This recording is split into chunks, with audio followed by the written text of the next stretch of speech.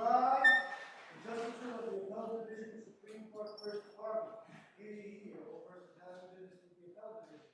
One here, give your attendance, and you shall be heard. Please be seated.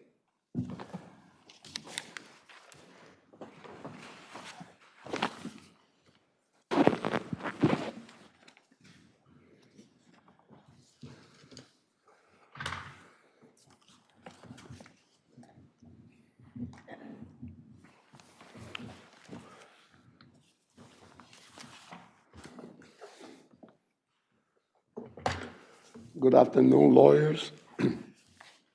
As you can hear, I have a very bad cold. I've tested negative for the last 5 days, so I'm good.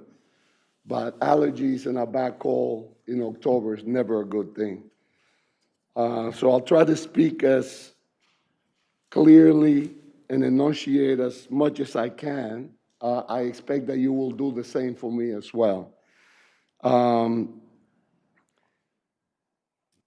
We have about 7 hours of oral argument times requested.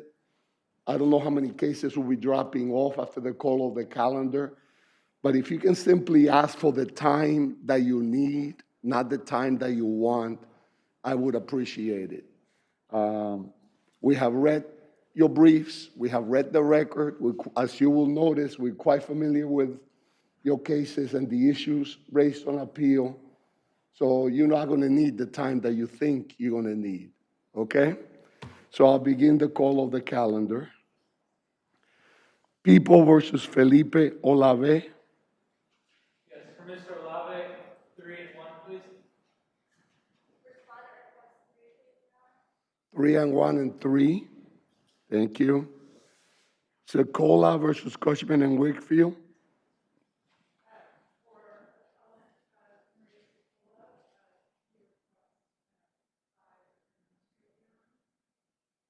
5 and 2 is what I heard. Appellant 5 and 2. Respondent Cushman.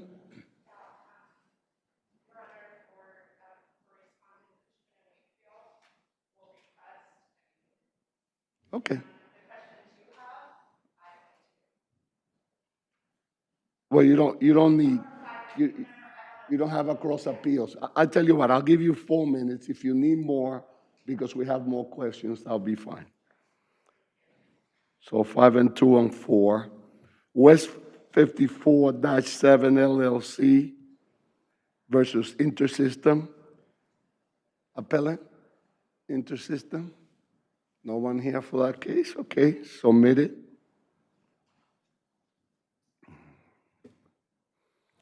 Groove Club versus Peterson. Plaintiff appellant, Your Honor. I think we can make do with 10 minutes. Yeah, I think you're going to need a lot less than that, but I will give you 8 and 2. Okay? And respondent requesting. Right. I mean, it doesn't take that long to figure out whether the handshake meant anything, right? So we'll get to it. Vasquez versus 42 Broad Street has been withdrawn by stipulation of the parties. Cotroneo versus Van Wagner. 5 and 2 for appellant. Responding.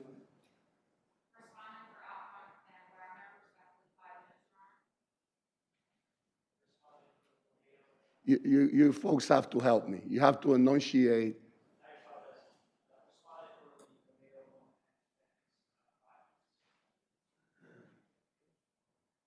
But you didn't submit a brief, did you?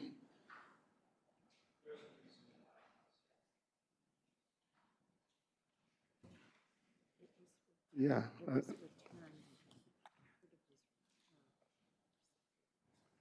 Yeah. There was a submission, but it was returned if you look at it, when we look at our impact. Am I correct? Yeah, it's true. So I'll give you 2 minutes, nevertheless.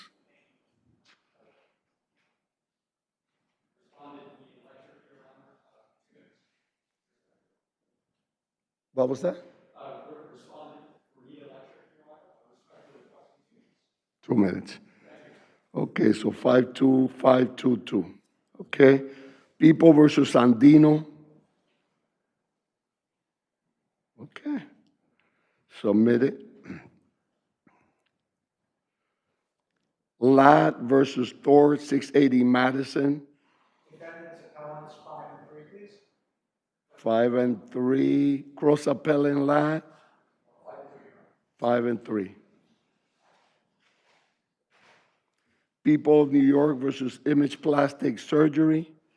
Your Honor, per consultation between the parties, we request 6, 6, and 1, if that would be sufficient. So appellant Image Plastic Surgery, 1, 6, and 1.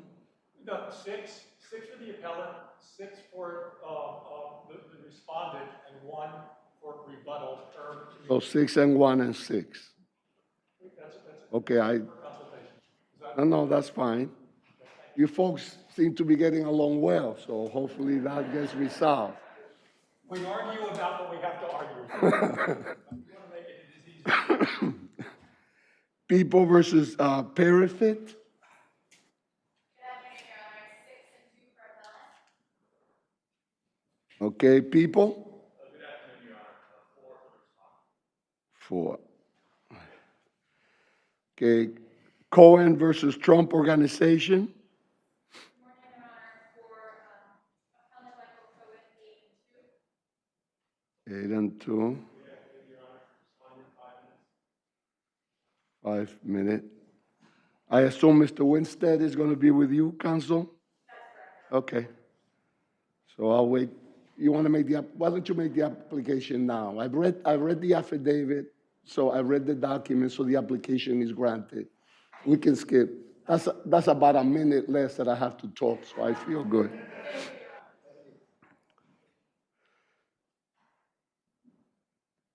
Otero versus 635 owners. Good afternoon, Your Honor. Appellant, request 5 and 2. Your Honor, for the plaintiff respondent,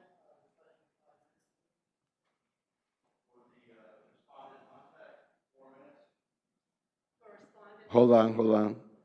Won't take 4 minutes. 2, 4. Okay. for respondent in 4, 3 minutes.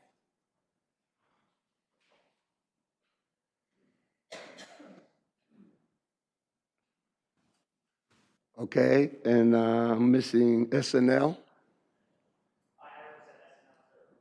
Okay. I see. Who are we missing? JRM? No, you the appellant. Everybody's in? Okay. So that's 5 and 2, 5, 4, and 3. The Cloister East.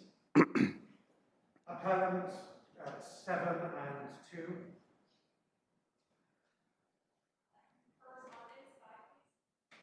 Okay, I'll do 5 and 2 and 5. You know, we're going to spend a lot of time on that capacity to bring the proceedings, so that's not going to take us that long. So, but I'll give you 5 and 2 and 5. If we need more, we can argue more. Moose versus Triborough Bridge. Appellant, 3 and 1, Your Honor. Respondent, 5 minutes. Okay, People versus Leslie Jimenez. Respondent request 3 minutes. 3 and 1 and 3. Betances versus DJB International. Plaintiff appellant, 4 and 2. 4 and 2 for appellant Betances. Respondent for Powell, 3. Okay. So 4 and 2 and 3. Pisarotti versus New York Concrete is submitted. Endurance American versus Rockwood Holding is submitted. First case on the calendar is People versus Felipe Olave.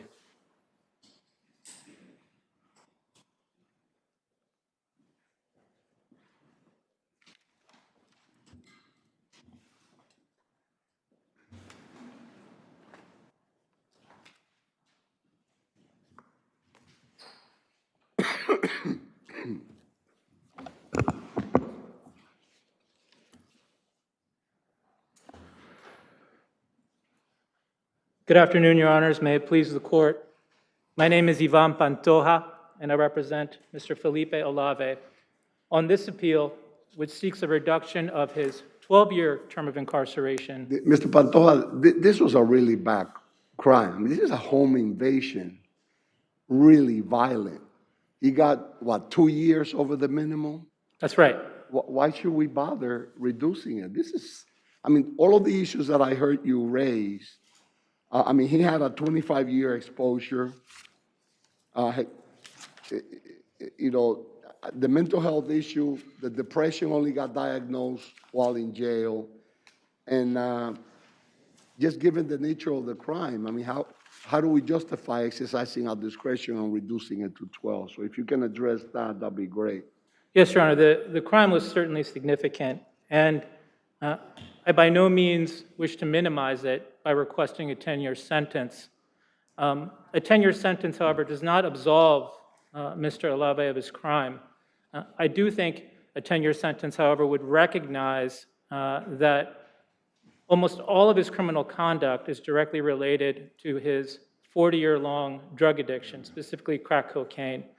And we can see here in the PSR, Mr. Olave admitted that he relapsed, that he had been clean for 5 years, that on that particular day, he had fallen off the wagon and he had purchased $60 worth of crack cocaine. And that was the motive, the reason why he committed this offense. Certainly a serious one, but as he admitted, it was a bad mistake. And in sentencing, he wished he had done things differently, not only in this case, but I think in his life. Another mitigating factor, I think, is his age. Now, he certainly committed a crime. Your Honor? I don't understand that. This offense was, or these crimes were committed when the defendant was 51 years old. So you're going to argue that now that he's 57, he's too old to be incarcerated? No, Your Honor. I'm just indicating that now that he's actually 58, that he's closer to the age where he's less likely to commit a crime.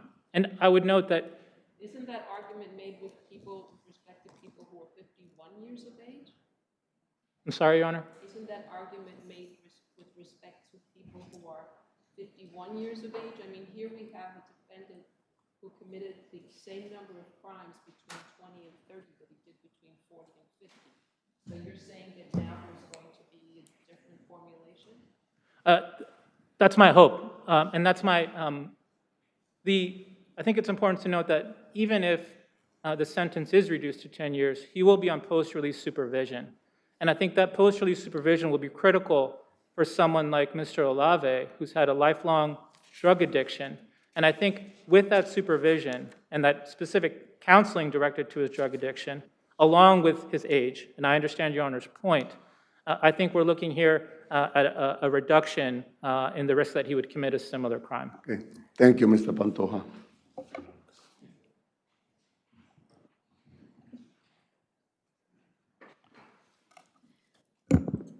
May it please the court, Amanda Regan on behalf of the people. Defendants negotiated concurrent 12-year sentences for robbing and burglarizing the victim at knife point were entirely appropriate, and he presents this court with no reason to reduce those sentences. What do you say to, I mean, this is basically a junkie who relapsed. He was high on crack. I mean, obviously, the defendant's struggles with drug addiction are something to be sympathized. However, the fact that he has a history of substance abuse is very likely the reason that he only got 12 years above the, a 12-year sentence, which is just 2 years above the minimum. He faced a maximum sentence as a second violent felony offender of up to 25 years, and certainly his criminal history would have justified a sentence much longer than the 12 years he received. And the judge even indicated at the time of the plea, when warning defendant that if he violated any of the terms of his plea agreement, that she would very likely impose the maximum sentence. So defendant got a very lenient sentence of 12 years, and that lenient sentence very likely took into account his struggles with addiction. And unless your honors have any other questions, we would ask that you affirm. I think we're good. Thank you. Thank you. Okay, you get an extra 20 seconds. I'll give them to you, Mr. Your Honor, I have no further points other than to thank you for your time. Thank you. Thank you both.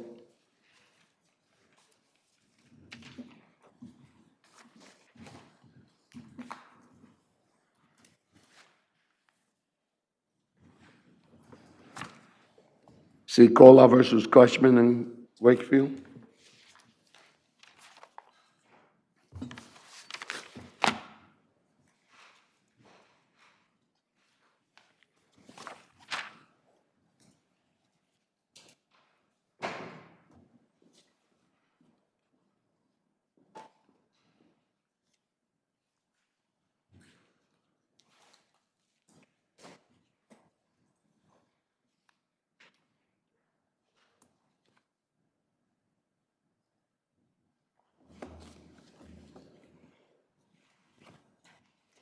Good afternoon, Your Honors.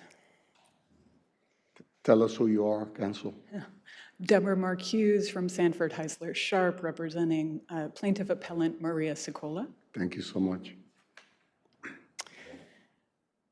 For almost 35 years, plaintiff appellant Maria Cicola was a loyal and celebrated employee of defendant respondent Cushman and Wakefield. Objectively, she was at the top of her career as of 2014. The research department received the #1 ranking for North America under her leadership. What changed in 2014? She made 2 complaints of discrimination. The first one is in May 2014 regarding an incident of sexual harassment at a conference, and the second is in December of 2014 when she complains to Human Resources about the handling or mishandling of that complaint. But already— There were also some changes in the company, were they not?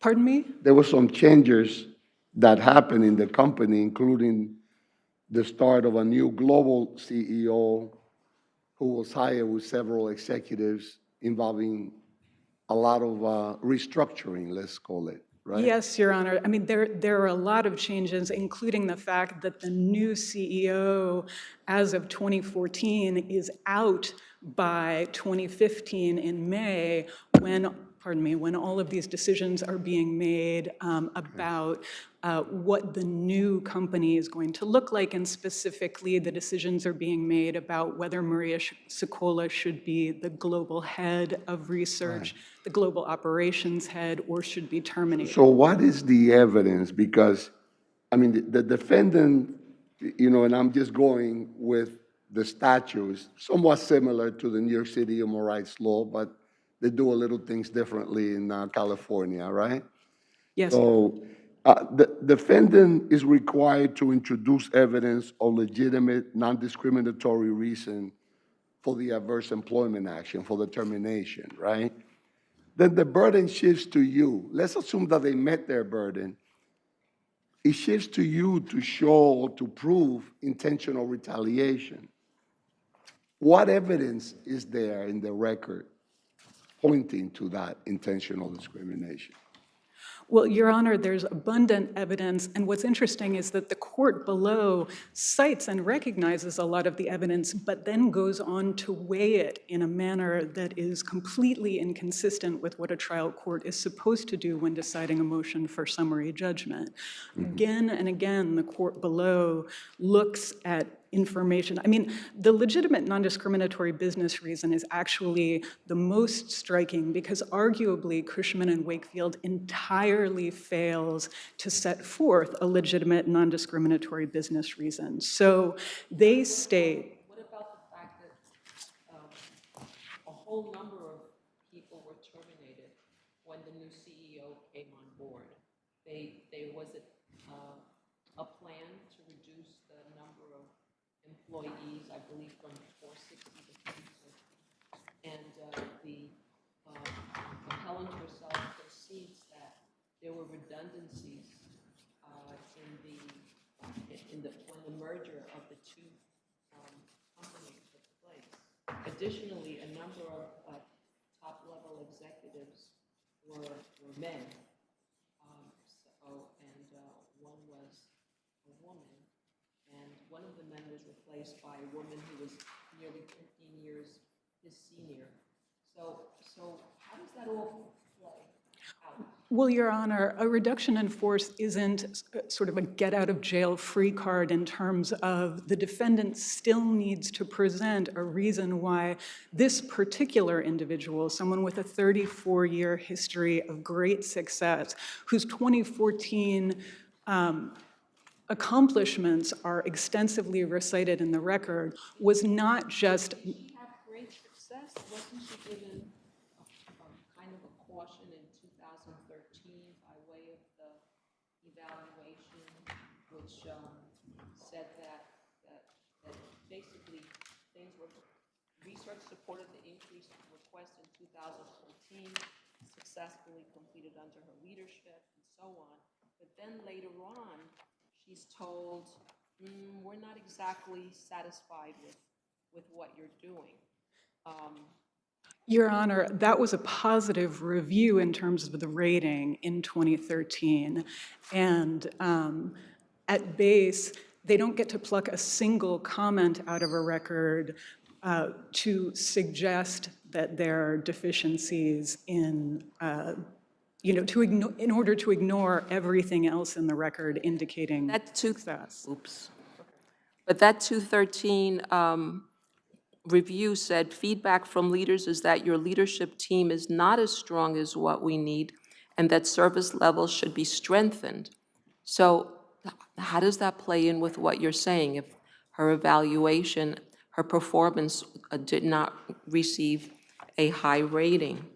But it did that year. It received a high rating. There are comments in the record. She got a G.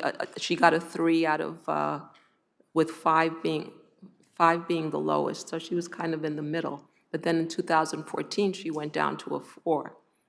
Was there additional feedback in 2014 from 4 executives who had an opinion about her work performance? So these scorecards, specifically in 2015, were solicited from 3 out of 4 regional presidents, and those were in fact the only information used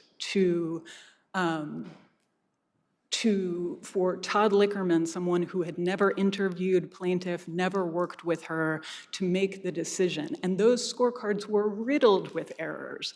And plaintiff's then supervisor, John Santora, who had appeared throughout this process to be the decision maker, actually saw that those errors existed, made no effort to remedy them. Okay, thank you, counsel.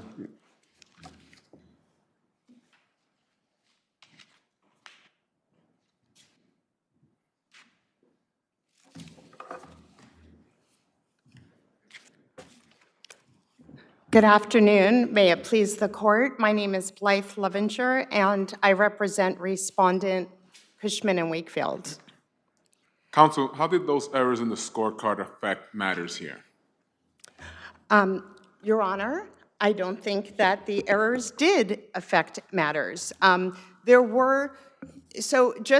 think you all seem to have a good handle of the facts, but DTZ acquired Cushman and Wakefield. It's a tremendous company. The Cushman and Wakefield name remained, but this was not an overnight process, as you may imagine. It was a very lengthy integration process. Well, to follow up on the question of my colleague, yes. If the scorecards didn't have any effect, what was the point of having them? Well, no, it's not that they didn't have effect, Your Honor. So the scorecards were created. At first, there were, I believe, 4 or 5 candidates for the head of research or global head of research position.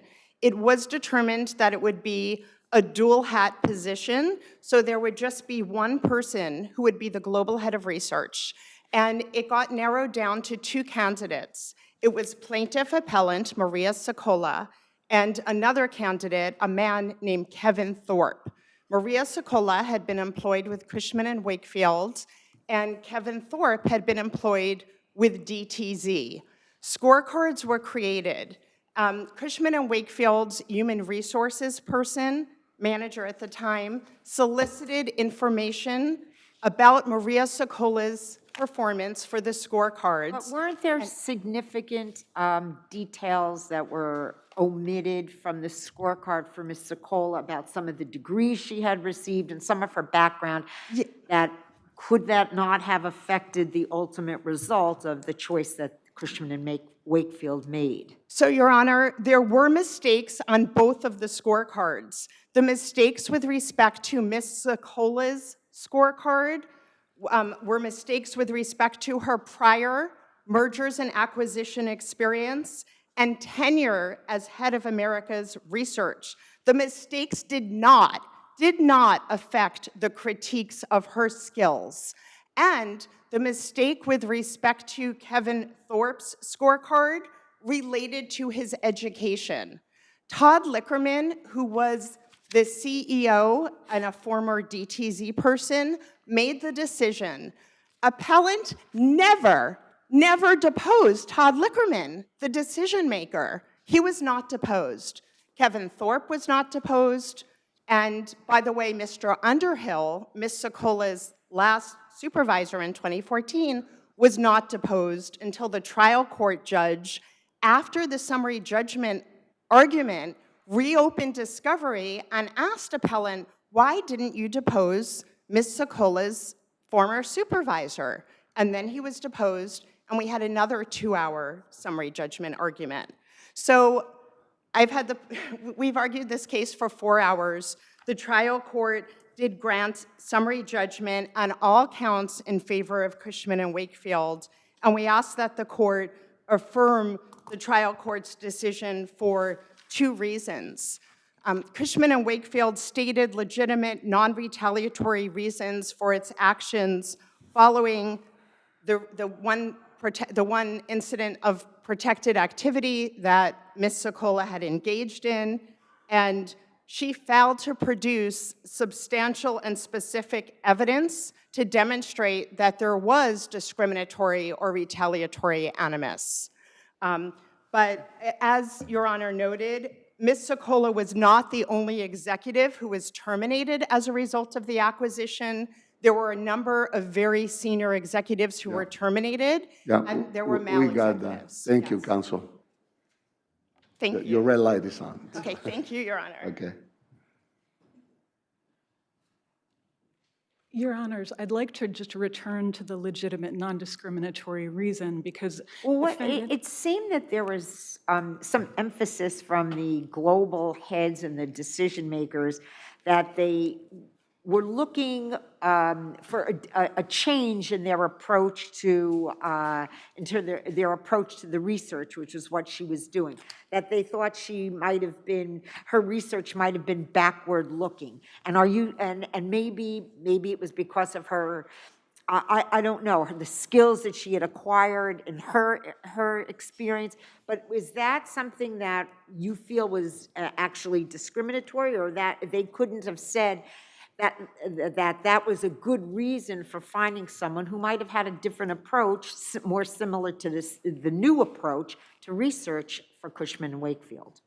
Your Honors, there's abundant evidence in the record of comments that seem to confuse or move between the idea that she is a dinosaur or backward-looking and these other younger male candidates are more forward-looking. And so that presents a question of fact, at minimum an ambiguity to be resolved by the jury. But again, if Maria Sokola did not get the position that Kevin Thorpe received, she could still have remained at the company if she had been actually considered for the director of operations position. And that is the legitimate non-discriminatory reason that doesn't exist, because if you look at the record, if you look at record 546, the email from Noelle Monahan to John Santora on October 4th, it makes very, very clear that Noelle Monahan, who is part of the steering committee that defendant asserts for the first time in its respondent's brief, had somehow made a consensus decision sometime before terminating her. But that email makes it clear that as of October 4th, 6 days after her termination, that decision hadn't been made at all. And if you look at the testimony in the record of Noelle Monahan, who is was the person in conversation with Mr. Santora, both in that October 4th email and at 5:45 in the September 18th and September 21st emails. The only conversation they had had prior to October 4th about the operations position, they had talked about getting an external candidate. And so when Kevin Thorpe on the 4th expresses in an email his preference for Hoffman, Monahan goes to Santora and says, last we spoke, this was supposed to be an external hire. Is this your decision? She talks about his lack of certainty. She makes it very clear that he was not, in fact, selected before Maria Sokola was terminated. That means there's no legitimate, non-discriminatory reason for her termination. Thank you, counsel. Thanks. Thank you both.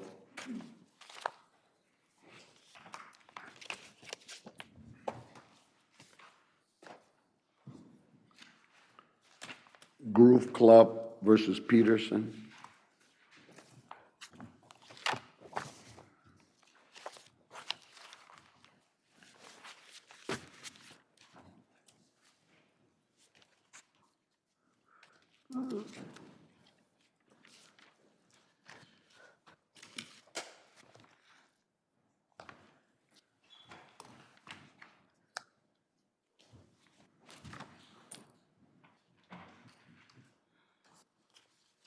Good afternoon, Your Honors.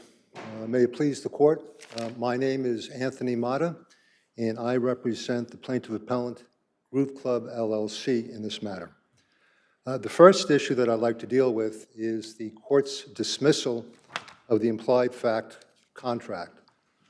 It made that dismissal premised on the fact that there was an oral agreement and a written agreement didn't comport with the oral agreement. Because of that, the Court made a number of... But let's take that to, I mean, your client's understanding was that there was a handshake agreement made, oral agreement, right? Correct. How was that handshake affected by the subsequent writing that came back from Mr. Peterson? And how, 'cause obviously that proposed contract was more like a counteroffer because it conflicted completely with your client's understanding of what was agreed to. But why isn't that a counteroffer that reflects on the veracity of what was agreed to, what the nature of the handshake was? Even assuming it was a counteroffer, Your Honor, the defendants eventually used the concept. And they used the concept with the knowledge that there had to be compensation. And they used the concept, according to the allegations of the complaint, because they did, then they're responsible for what was handshake agreed or for the reasonable value of the... But the proposal in writing fully, almost totally contradicted what your client's version of the handshake was. So what do we make of that? We make that, at that point in time, there was no agreement. The agreement arose... So there was at what point? At the handshake time, there was no meeting of the mind? Your client claims that there was, right? The handshake agreement was a real agreement. It is, Your Honor. And then as you stated, the written agreement didn't comport with the handshake agreement, and it could be construed as a counteroffer. My point is that once the defendants used the ideas and concept, they were responsible to the plaintiff, at least for the reasonable value. Well, I don't get that, because that would flow, I would think, from some type of an agreement. In the first instance, where's the agreement? They shook hands and walked away.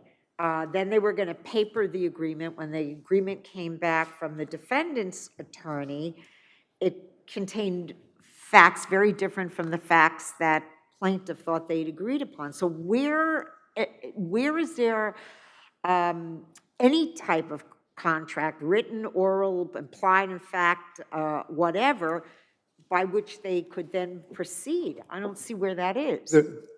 There are two bases for an implied in fact contract, Your Honor. The first is that by using the concept, they accepted the handshake agreement. Putting that aside, they used the concept with expectation that there would have to be compensation, and therefore they're responsible for at least the reasonable value of the concept.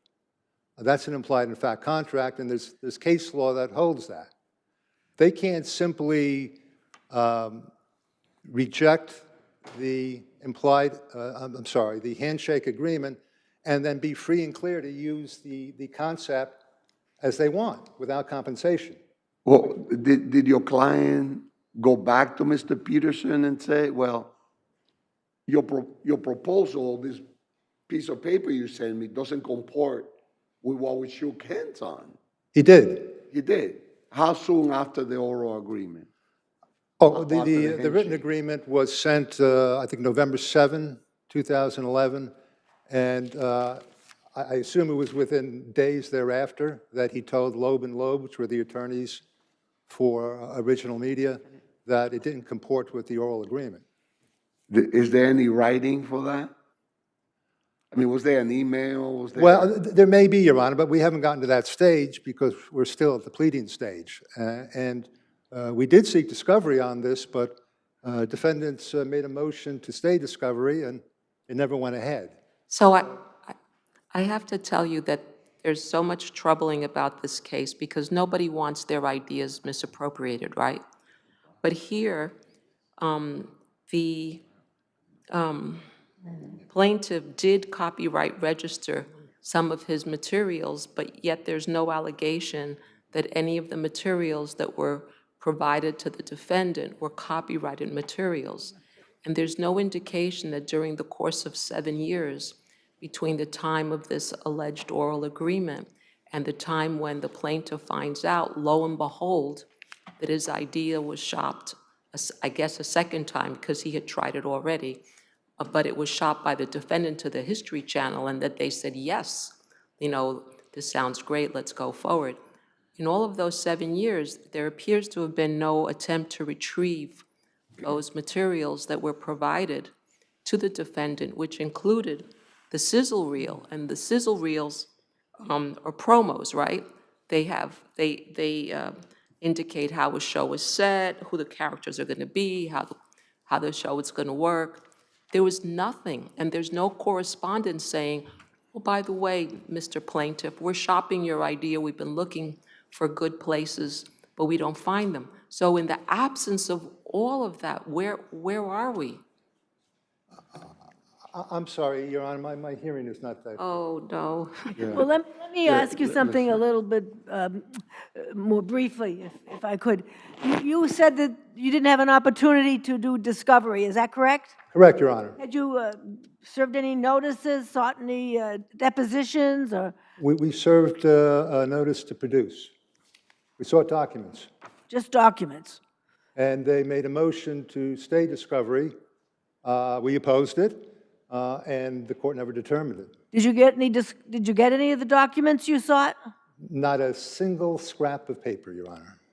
Did your client have any documentation showing that during the course of 7 years, between the time of the alleged oral agreements and the time that the History Channel informed him that his idea had already been put into practice, did your client have anything in hand to show that there was movement on behalf of the defendant, or that there was a demand by the plaintiff to have his materials retrieved to him, returned to him, especially including those sizzle reels?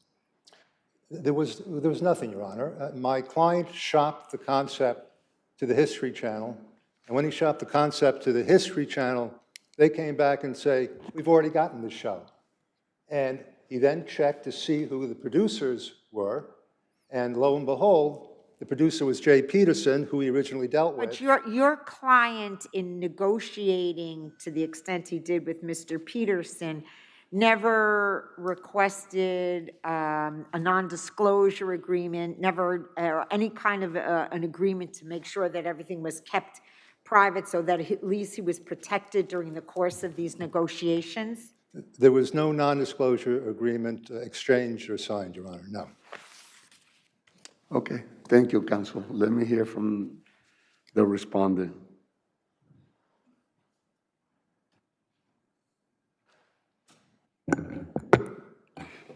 Good afternoon, Your Honors. Allison Sherry of the law firm Davis Wright Tremaine, representing defendant appellants Jay Peterson and Matador Content. Your Honors, just quickly Also, with regards to the handshake agreement, what is Peterson's position on that? Specifically, what I'm asking is, did it happen? It didn't happen? And what did the proposed agreement from the attorneys represent? Was that a brand new offer or a counter offer? So, Your Honor, I think at this stage, because we are on a motion to dismiss, we're limiting ourselves to what the plaintiff has alleged and taking those as true. So for purposes of this motion, we're assuming that there was a handshake after, in the way that he stated in the complaint. However, I think it's important, because this is an implied in-fact contract, we're looking at the totality of the conduct of the parties to determine, based on that conduct, not just on words exchanged, to see if they were in your contract. Two things to point to. Well, after that, isn't it the case that after that handshake, the plaintiff provided materials that Peterson accepted? The plaintiff provided materials, although there's no allegation of a condition in order to provide those materials. Wasn't it fair to assume that that material was provided pursuant to the handshake agreement? That's not in the complaint, actually. The plaintiff alleges that after and because of, but does not say that there was an agreement that after the handshake, in condition on the handshake agreement. Isn't because of enough? If that's what he alleges, that's fine, but because this is an implied in fact contract, I think that's going to consideration and not mutual assent here, and I'm gonna point to two things. One of them is when it came time to paper the deal in a term sheet, the plaintiff said he waived a conflict with the attorneys in order to get the deal done. That shows that the deal was not done. And two, after the parties, and I see this as the way you do, as a counteroffer that was rejected, when the parties went their separate ways, what does the plaintiff do? He goes out and he hires another production company, Bondi Beach Productions, this is paragraph 31 of the complaint, to pitch the concept to other places. If he's in a contract with my client, how is he going out and hiring another company to pitch the contract, to pitch the concept elsewhere? So I think the totality of the parties' conduct here, which is what is relevant for an implied in fact contract, shows that they started negotiating, they couldn't agree, everyone walked away and went their separate ways. If your honors are, I'm happy to talk about— Well, then how is it that your client came to the same conclusion regarding the content of the show that he did on the History Channel? Are you asking where the concept? Right. I mean, I think that's not a question for this, because we are on the pleadings. The plaintiff alleged on information and belief that, it was— Yeah, but what they allege is true, right, for the purposes I don't of know, this actually, posture. your honors. I don't know. No, for the purposes, in the posture that we are, well, we have to... and on information and belief is not true. But yes, let's assume that, you can assume the facts as they are. So we have to assume that the handshake, as he describes it, is accurate. The question is whether it's sufficient for an implied contract. Correct. Whether a handshake, and a handshake, I would argue, has no contractual effect under New York law. Why is that? Because in New York law, I mean, there's a number of cases. The handshake itself is not, it's not a writing, and it's not, when you're talking about an implied in fact contract, you're looking at the totality of conduct, and here the conduct by the parties, including the papering of attempt to paper a term sheet, the getting the deal done line, and the going on and hiring another production company show that there's a lack of mutual assent, which is an essential. Counsel, does it show that, or does it show a plaintiff that is now feeling stuck?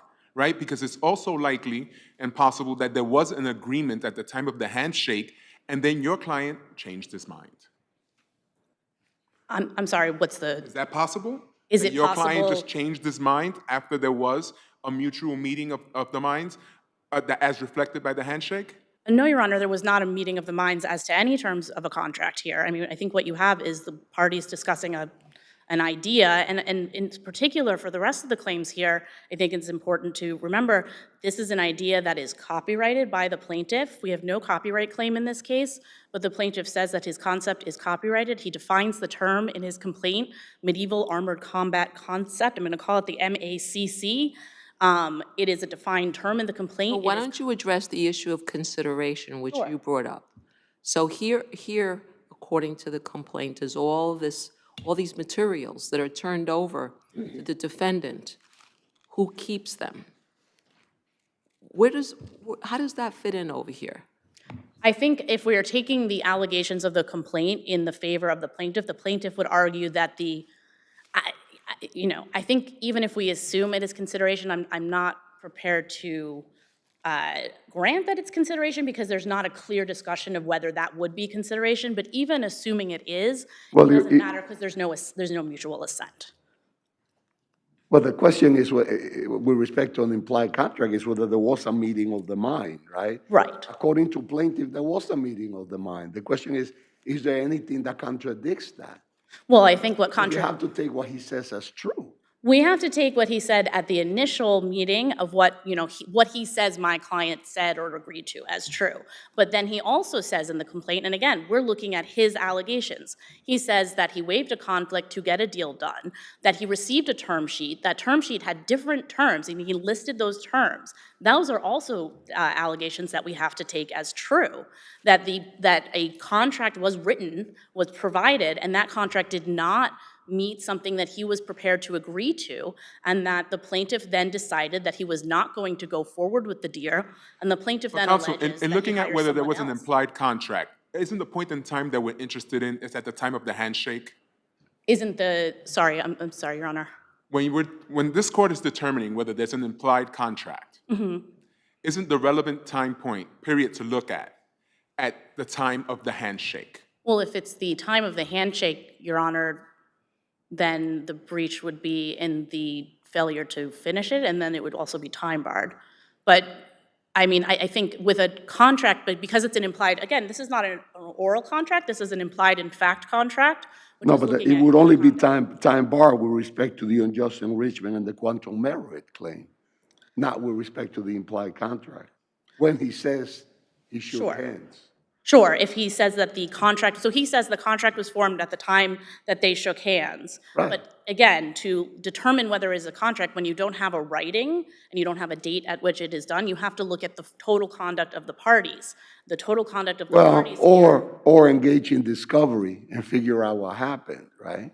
Well, first of all, the discovery motion was denied by the court as moot, and it's not actually on appeal before this court, but. No, I understand. Yeah, no, understood. I mean, all of the things that the plaintiff is saying he needs in discovery are actually information within the plaintiff's own knowledge here and could have easily been put into the complaint if needed. Including whether Mr. Peterson took plaintiff's material and turned it over to develop the concept that wound up only to his credit before the History Channel? Well, that goes into, Your Honor, that he's looking at the concept, he's looking at the show that went up there, and I think if we were going to get into that, we would get into issues of, similarity and substantial similarity, which are not before this court because. Well, that's why the adversarial system is such a gray system. It is. The problem when we decide issues as a matter of law that should really be decided after some factual inquiry, this is what happens. Absolutely, Your Honor. You can go into any of those things. I'm glad you agree. Thank you, Your Honor. Your red light is on. Let me hear from Appellant for 2 minutes. I just want to make one small point. Counsel harps on language in the complaint that said that we want to get this deal done, which quite frankly was written by an attorney and not my client. And the meaning of that was, let's paper the deal as we agreed so we can proceed. And that was the only meaning given to that. It was not that there wasn't a deal or they were awaiting a written contract. It's just that they wanted to proceed. As I said, it's not something my client said. It's what was written in the complaint by his attorney. Thank you, Your Honor. Thank you. Thank you both.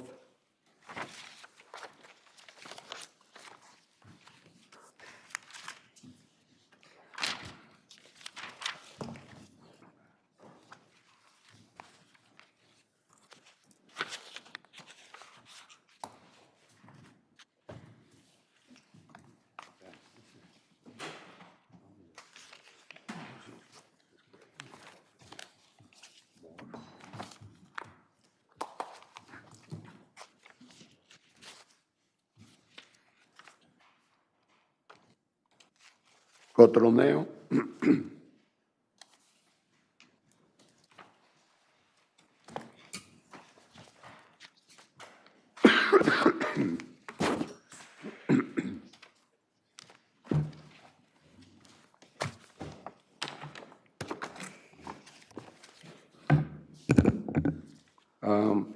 Counsel, I neglected to mention that, and I know I've gotten up a couple of times, so I'm somewhat injured, so I need to keep getting up and down. No reflection on your argument.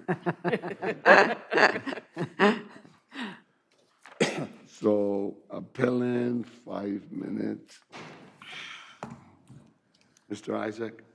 Good afternoon, Your Honors. Brian Isaac. I represent the plaintiff appellant in this case. Let me make it brief because I don't think the facts are all that in dispute. Our position is that the dismissal of the 240 sub 1 claim was error and that we should have gotten summary judgment on the 240 sub 1 claim, and that since it's undisputed that this gang box, this giant storage device, actually was missing the struts that was designed to keep it parallel and perpendicular under 23.1.5C3, we have a perfect claim under section 241 of bracket 6. The fact that... But the fact that it was missing, you're saying on the C3s that that's equipment shall be kept sound and operable. Correct. It says that where you have an instrumentality that's defective, it has to be taken out of the site. And that has been held to be fact-specific by this court and by the other courts. I do have to say something, though. I have to be candid with the court. You do have to look at the Toussaint decision in the Court of Appeals on how you look at these decisions. I don't think it applies here, but Toussaint might have changed some analytical basis that they have. I just think this is very, very clearly specific, that if you have a defective instrumentality, and the only one that would have taken this out would have been someone who was at the site. I mean, there's just no reason to do it. So to me, it's a perfect liability case. But if I can get to the 240, we know that post-Walensky, the fact that this item or this instrumentality was on the ground isn't determinative. It's a gigantic device, and it's not designed to be on the ground. But Mr. Isaac, isn't this case very similar to one we decided last year, the Ormsby case, also with a gang box, the same type of situation? And didn't we find pretty definitively that it was not a 240 subsection 1 case, although we did hold the 241-6? Yes. So my How answer... do we distinguish this? Very simple. The fact is that that's a ground-based structure, and this was never designed to be a ground-based structure. The evidence, as far as I can see, Judge Kapnick, is indisputable that what was happening here was they were preparing to take this device to the roof because they were doing a repair to the sign to make it digital. And I think that that's a distinction. The other factual distinction is plain from the decision. I can read it to you. Plaintiff John Ormsby was lifting the lid of a gang box at a construction site to retrieve tools and materials when the lid fell suddenly, causing injury to his shoulders, although the lid did not strike any part of his body. Right. My client's got a TBI injury here because this lid that was 82 pounds, 86 inches up, he's 66 inches high, hits him right in the head. So that's a huge distinction right there. And then the second, your holding was, and you're 100% right, I know you know the holdings, you wrote, there was no, quote, significant risk inherent in it, it's the elevation differential, because of the relative elevation at which it had to be performed or at which materials or loads had to be positioned or secured. And then the next sentence, plaintiff was standing at the same level as the gang box when the lid fell, and the lid did not strike him. The lifting of the lid posed the usual and ordinary dangers of a construction site. So if I can, let me just give you... I mean, the fact that this might have been ultimately going to be lifted, how did that affect how this accident happened? Well, because what's happening now is their focus, labor law cases turn, as you know, and I don't have to tell you, on the slightest minuscule fact, right? I mean, We have so many of them. Right, and I've often said that I can write a brief for the plaintiff, I can go write a brief for the defendant, and I can do the reply brief. It's very, very difficult to determine what's elevation related and what isn't. And I mean, the Court of Appeals said this in Jensen against GE, right? The devil's always in the details. If you look at pages 20 to 21, and I made sure I wrote it down because I knew one of you would ask me the question, reply brief 12 to 14, there are cases dealing with preparatory actions and those which are not preparatory. So let's take a situation like, say, a dumpster. I could see this court saying, even if a dumpster hits you with the lid, if it's just garbage that's just being used, that's not a labor law case, because that's a usual part of the case. But if something's about to be lifted and your focus is on getting it up as opposed to putting it down, I think that's a distinction that's pretty significant. So that's what takes it away from a routine workplace risk that Narducci talks Correct. about. And there's one other factor here. We're dealing with a defective instrumentality. My reading of Ormsby, Judge Kapnick, is that it's not dealing with a defective instrumentality. Every person that I saw who testified here, from the workers to the supervisor to plaintiff supervisor, said, we shouldn't have used this. This is dangerous. And the fact of the matter is, if we knew about it, we should have taken it out of service. To me, that's a distinction that is significant enough in the 240 analysis, but I see no basis not to grant summary judgment under 241-6, given the state of the evidence. And I'll reserve everything else after. I won't go over more. Okay. Thank you, counsel.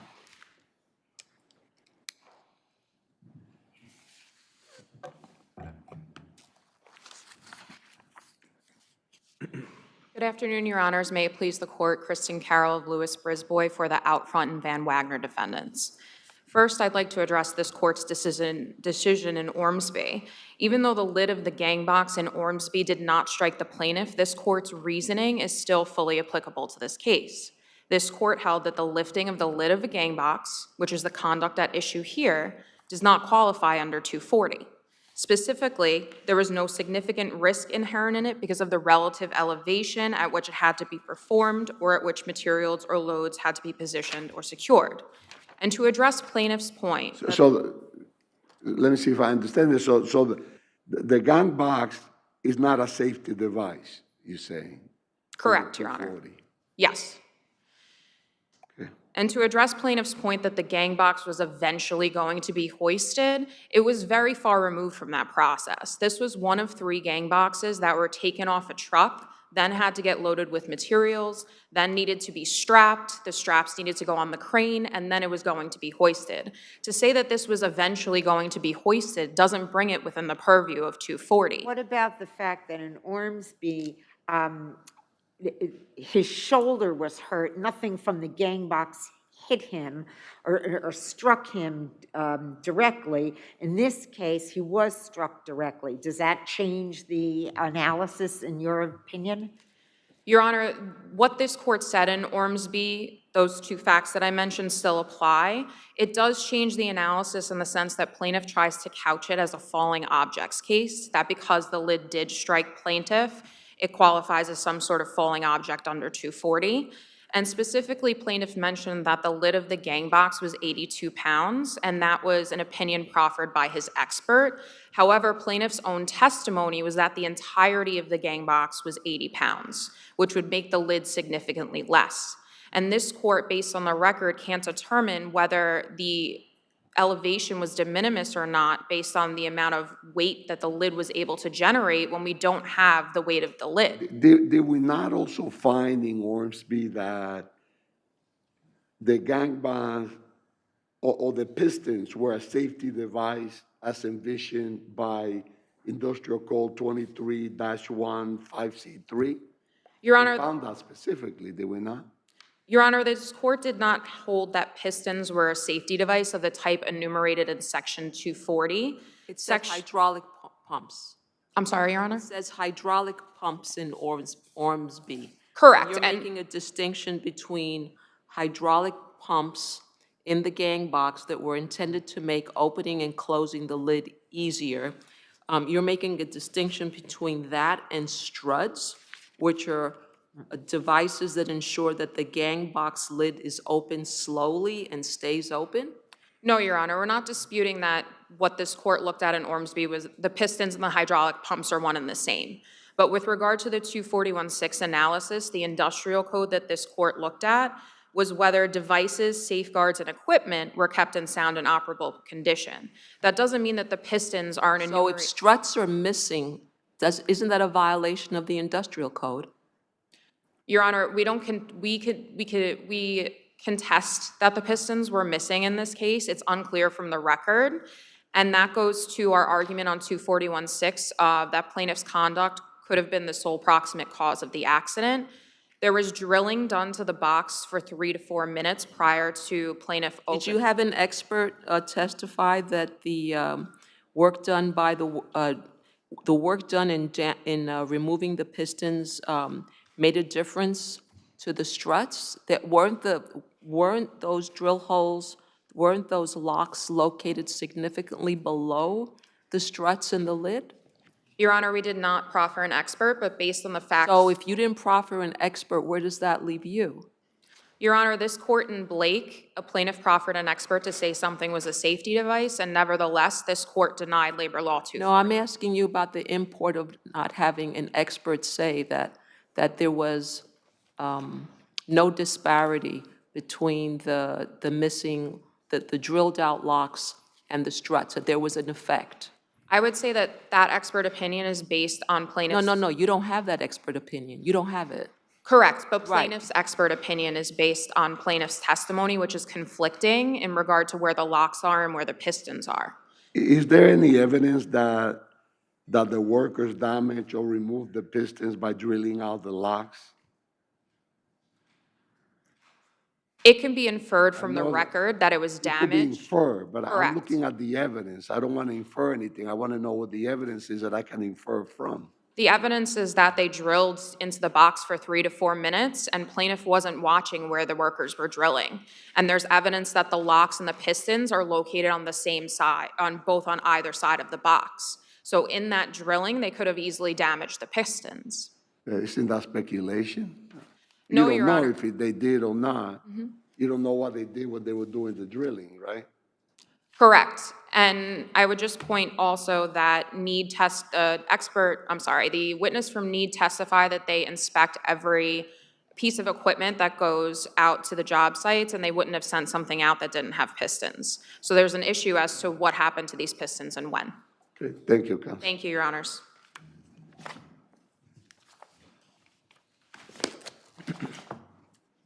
Okay, next batter.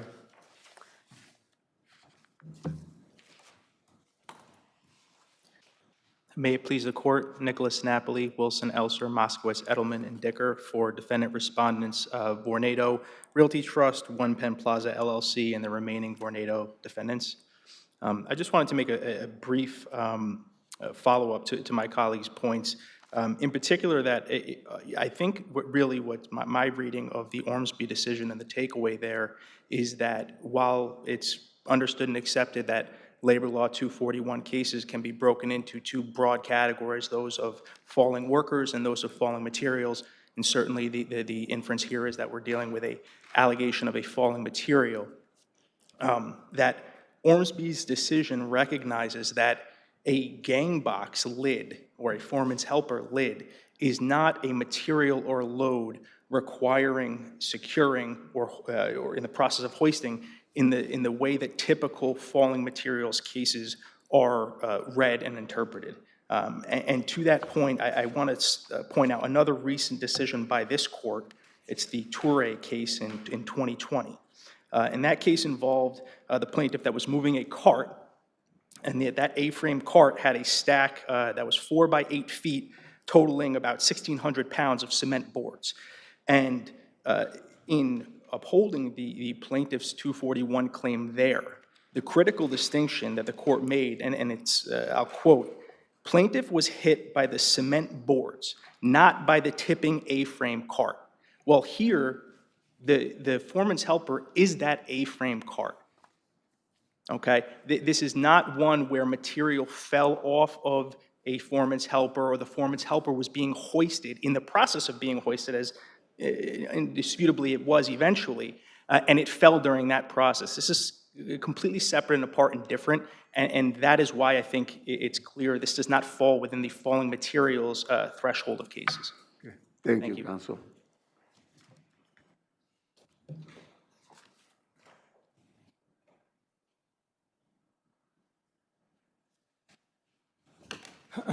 Good afternoon, Your Honors. Good afternoon. Good afternoon. Otto Chang from Milburn Macris, Plusatis and Sidon, on behalf of the respondent, Need Electric. I will be brief, Your Honors, and I thank you for your time. I obviously join in the contentions made by the other respondents. The only thing I would like to add was just to address the question that was raised by Your Honor regarding the lack of an expert by the Outfront Van Wagner defendants. On page 24 of the lower court's correct decision, Your Honor, the question of fact that the lower court correctly held existed on the Labor Law 241-6 claim was based solely on the conflicting testimony between the plaintiff and the testimony of Richard Lodato from Need, in that raised questions as to how these pistons allegedly went missing, how this accident even occurred at the outset, whether there could have been pistons there at the outset that may have been removed without notice to Need, and that was the question of fact which did not require the need for any expert opinions. It was based on conflicting testimony. That is the only other point I would like to add, Your Honors, and I thank you for your time. Thank you.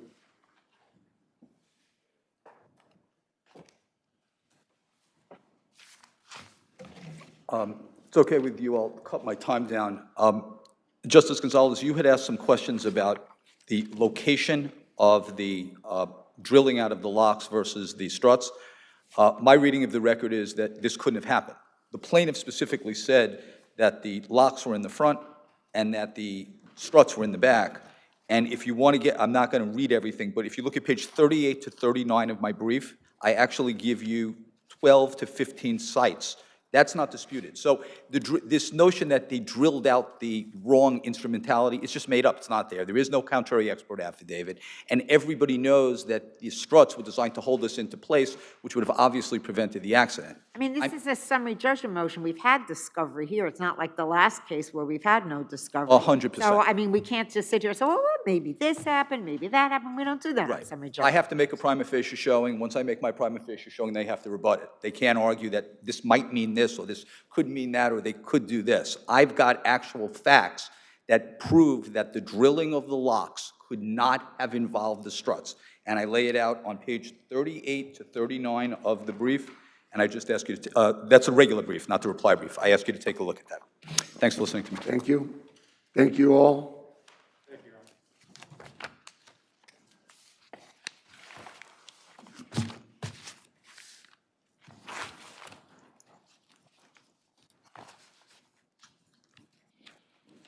Latt versus Thor 680 Madison.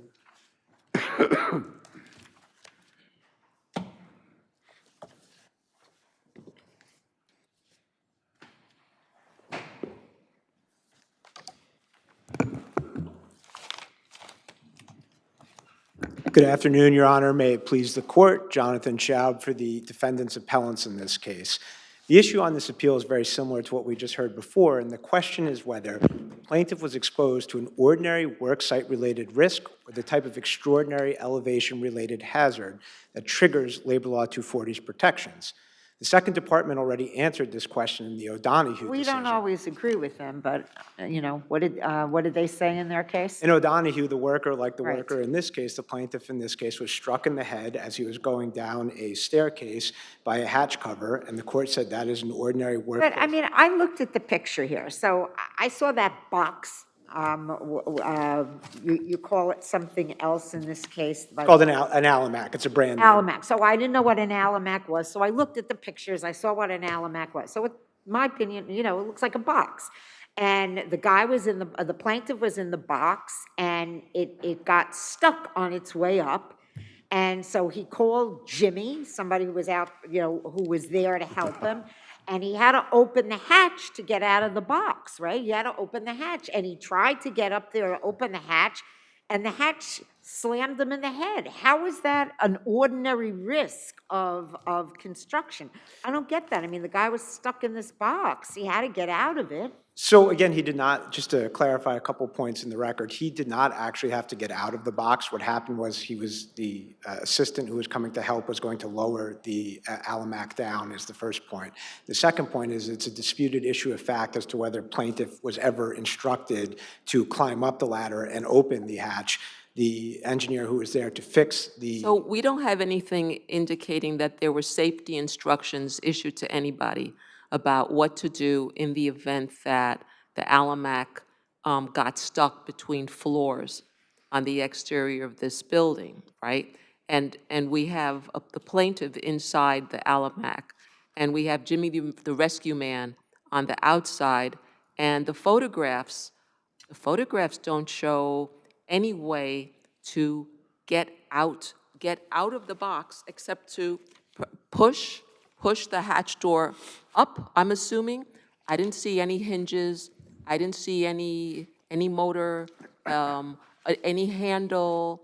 There's nothing. So I think it's, I'm sorry. So how is, 241 talks about hoists having to be constructed in such a way as to give proper protection to a person who's so employed. And then we know that, so what do you say to that? That we just stopped there? The first response is this was actually on hinges. The hatch door was on hinges. The second point is, again, I want to emphasize this, it was never the intent for the plaintiff to escape out of the box or climb up out of the box. Says who?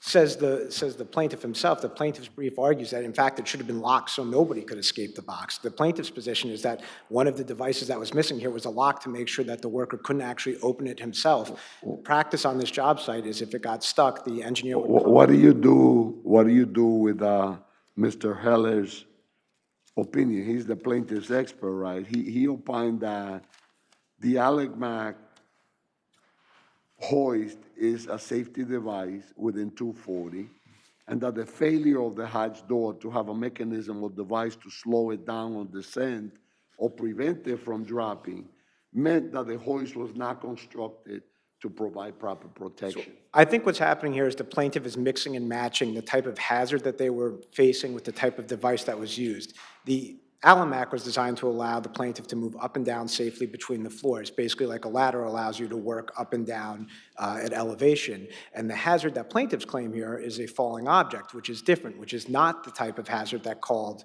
for the construction of the Alamac. And just briefly, because I see... I don't understand you. Isn't the hatch door part of the Alamac? The hatch door is part of the Alamac. Isn't it designed so that when people get stuck, they can go out through the roof? Again, I can't stress this enough. There's no testimony in the record that, and again, plaintiff's brief argues that they should have never been able to go onto the roof. This would be an incident if the Alamac had collapsed and he had fallen, then that would be a falling worker case, which the Alamac was designed to protect. So if the Alamac started, if the fire started in the Alamac, the plaintiff was trapped in your...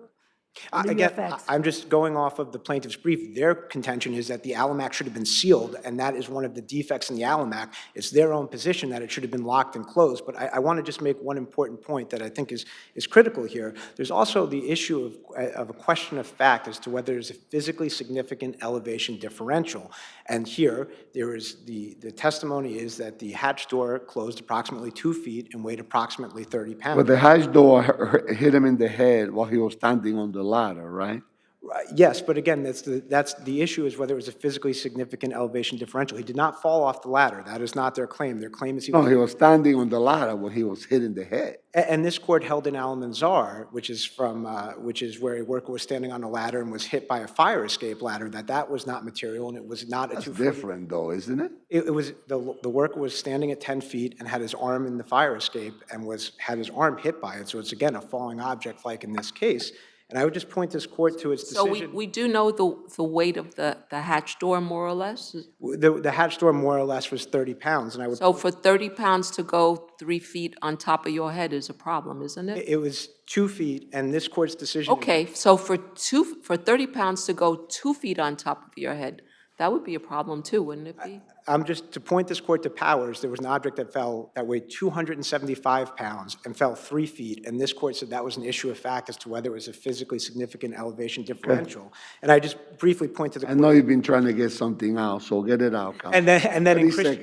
And then in Christensen, there was the same 28-pound object fell 2 feet, and the Third Department held as a matter of law that was not a physically significant elevation differential. Here, we're arguing simply that it's a question of fact. You said the Third Department. Third Department, right? But that's consistent with this court's decision in Powers with 275. That's in Albany, isn't it? Yes. You're far away. The buildings are shorter up there too, right?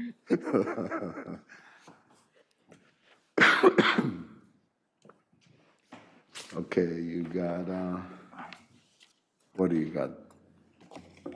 3 minutes. Good afternoon again, Your Honors. I represent the plaintiff, respondent, appellant this time. You can say a lot of things about this case. I don't think this is an ordinary danger at all. And Judge Mazzarelli, I was going to use that exact same hypothetical that you used. What if there was a fire in there? Well, he says that you are the one that, you are the one that says that it should have been locked and that he shouldn't have been able to access it. No. The purpose of this, when you read the experts, by the way, 3 experts, no contrary expert, I mean, they're very, very good lawyers. They can get an expert. The reason they get an expert is because this is just a horrible, absolutely horrible safety device. First of all, my client didn't do anything wrong. He waited an hour, undisputed, for Dixon to come down. Dixon told him what to do. It wasn't my client doing it. He didn't know what to do. Dixon was employed by who again? By the Atlantic, by the Allamac company. Right. So he says to me, he says, take down, and I know which photo you're looking at, Judge Kapnick, it's at 880. He tells him to take down the ladder, which is on the floor, line it up, it's only 8 feet, and then let me in. What did my client do wrong? He's opening up, by the way, he can only use, right, he has to use his hand.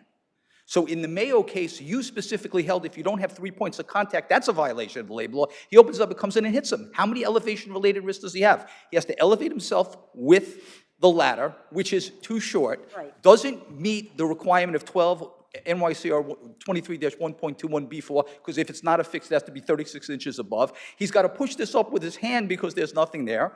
And then when it falls down and hits him, I don't have a labor law case? I mean, I have so many different elevation-related problems with an undisputed set of facts. My other one, maybe it's not a 240 case. This one's clearly a 240 case, and the statute, the industrial code regulation was violated as well. There are no contrary facts here. So counsel told us about the 2nd department and the 3rd department. I like all those people. Yeah, can we talk, anything from us you could point Yeah, to? can we talk about that for a second? Sure. In O'Donoghue, it's at 183D333. The 2nd department said that a hatchway cover, which was kept open by a spring attachment, fell. And it said the hatchway cover does not constitute a falling object because it's not a safety device of the kind enumerated in the statute. Here's the factual distinction. I mean, you already said it. First, this is all one structure.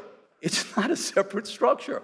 To get out, to let somebody in, you have to do all of these things. It's not a separate device. It's all part of the same thing. So factually, it has no application, and you rejected it. I'll tell you where you rejected it. Giannicola, Giancola against Yale Club. You said, and I'm quoting, "It is not dispositive that the escape hatch covering was not intended to serve as a safety device protecting workers from elevation-related risks. Rather, since plaintiff's work exposed him to such risks, the exact situation presented here, he was required to be provided with adequate safety devices in compliance with Labor Law Section 241. I want you to follow Giancola. One other point, and I'll sit down. I won't even use up my time. In Mayo against Metropolitan Opera, it's 108 AD 3D 422. That's your decision, where that's the case where the hatch door was broken and the plaintiff fell because he had to push it up, and you said there was a 240 violation. I should have mentioned this, I'm sorry. The trial court wrote a 42-page decision, really long decision, where they specifically distinguished the Donahue, and then you affirmed the trial court's decision. So my position is the grant of 240 liability was perfect, and we should get summary judgment on the 241-6 claim as well. Thanks for listening to me. Thank you. Okay, you get 3 minutes. So I just want to go back to base principles here. The plaintiff was climbing up a ladder and released a door that hit him in the head. That is an ordinary worksite hazard, or an ordinary hazard that any of us face with doors in any day. This is It's going to hit you in the head? Doors close. If a truck is at an elevation and the door closes, then there's an elevation-related risk, arguably. This ladder is not the issue. The issue here is that the plaintiff released the door and it hit him in the head. There are also disputed Well, it's a combination. How did he get to the hatch? He had to climb up the ladder, right? But we're conflating the risks at issue here. He did not fall off the ladder. That is not the risk. He did not fall from an I didn't elevation. say he fell off the ladder. Right. He was hit in the head with an object, which again... Maybe if the ladder were an adequate height. So if we're touching the 241-6, the regulation is for regularly used ladders. This was not a regularly used ladder. It may have been used occasionally to get in and out of the... I'm appalled at this. You put a guy in a box. You tell me that the hatch is supposed to be sealed, You say that the ladder doesn't have to even get as high as the hatch so he could open it. It's like he's trapped. Mr. Isaac's argument is not that the ladder wasn't the proper height, is that it didn't extend 3 feet up through exactly. But that regulation doesn't apply in this case because it couldn't possibly apply because that regulation also requires that the ladder be fixed to the ground. Clearly, the ladder couldn't be fixed to the ground in this case. The ladder wasn't long enough to be fixed to there. I saw it. Again, that the regulation applies to ladders that are regularly used. This is not a ladder that... It's an escape device, so hopefully it's not regularly used. Again, he was not, brings up a disputed issue of fact in this case. He was not instructed, the plaintiff was not instructed to climb up the ladder. He was instructed to set up the ladder to allow the engineer to come in and fix the hoist. He was supposed to open the hatch for the engineer, right? That is a disputed issue of fact. The engineer testified that he did not instruct him to do that, and only 6 years later in an affidavit did plaintiff suggest that for the first time. That is a manufactured issue of fact that at a minimum raises an issue of fact. He never testified to that in his contemporaneous depositions. And the idea is, again, O'Donoghue wasn't a separate structure. It was a hatch cover, just like this case. And just like this case, it was an ordinary work-related risk. Mayo... See, I guess the part that I don't understand is that the escape hatch is created for emergencies. So if it wasn't used for a long time, that would be very good, right? But then at the point where it has to be used, it has to work. Whatever it is, whatever mechanism, whatever safety procedures, whatever instructions exist, they all have to come together so that the worker is protected. But you keep saying, nah, it's fine.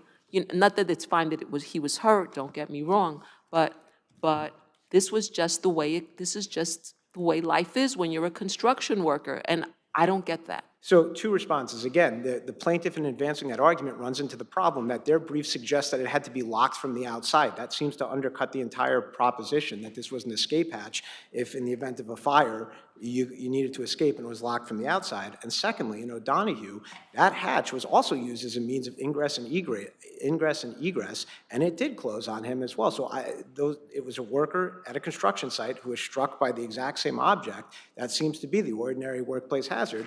And again, you have cases from the 2nd, 3rd, and 4th departments that have these types of falling objects where they've said they're just simply ordinary workplace hazards. Thank you. Thank you. Okay, you get 3 minutes, Mr. Isaac. Oh, you're done? Okay, I thought you had a cross appeal. You're not Your Honor, used to I- We I'm good. sorry. I'm We going good. to waive rebuttal. I think Okay. I think you have to stop. That's okay. That's good.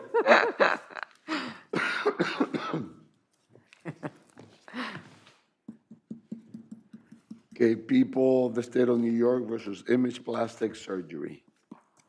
I'm impressed that you people can sit for an hour and a half without stretching.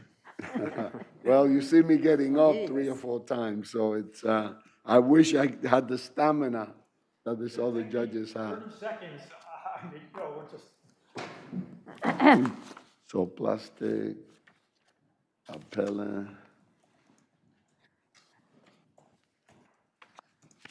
6. Okay.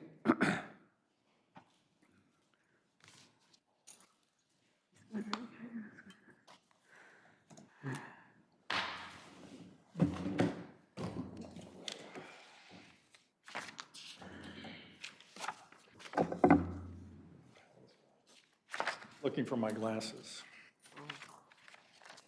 He needs his glasses. Good afternoon, and may it please the court. My name is Rick Jaffe, and I represent the appellants.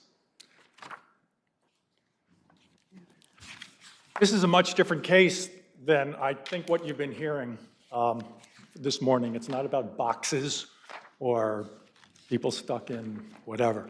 I'd like to do 3 things, though I think Justice Acosta may have some things he wants to address, but the things I'd like to address are, 1, the record, because it's always a good thing to talk about the record in the summary judgment case. Secondly, I'd like to talk about what I think is really the critical and dispositive issue in the case, which is the concept of materiality. And fortunately, we have 2 justices on this panel who have been members of panels that have addressed the issue of materiality, and that would be Justice Kapnick, I hope I pronounced your name correctly, and Justice Gonzalez. And I might No, be, that's Justice Rodriguez. say again? That's This is not Justice Justice Gonzalez. I apologize. It's been 30 years since I've been here. I'm the female iteration of Judge Rodriguez. Okay. So materiality. Okay.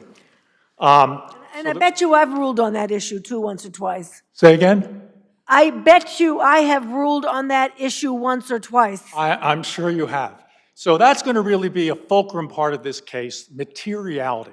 Both the legal issue, because it seems to me that the Attorney General is trying to... We're talking about your advertisements. Let's get to what the situation is here, whether your advertisements were materially misleading. Yes, that's correct. And so let's start with the record.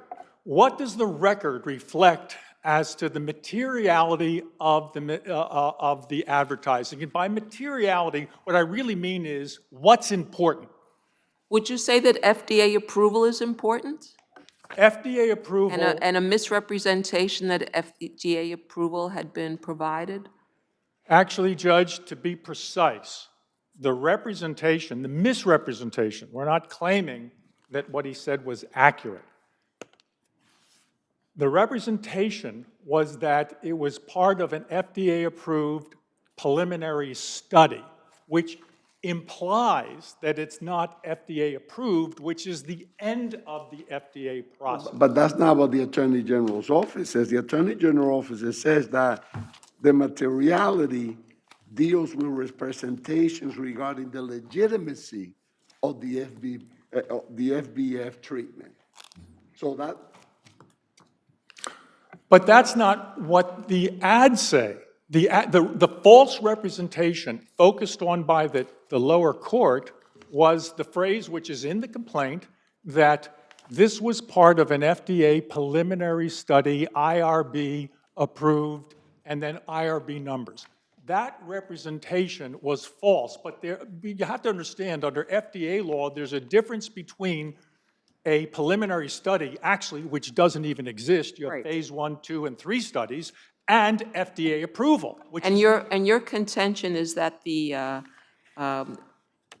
absence of FDA oversight really was not dispositive because, and I refer to your brief at page 33, most of the patients didn't even read English, which would make reliance on the defendant's website difficult to establish.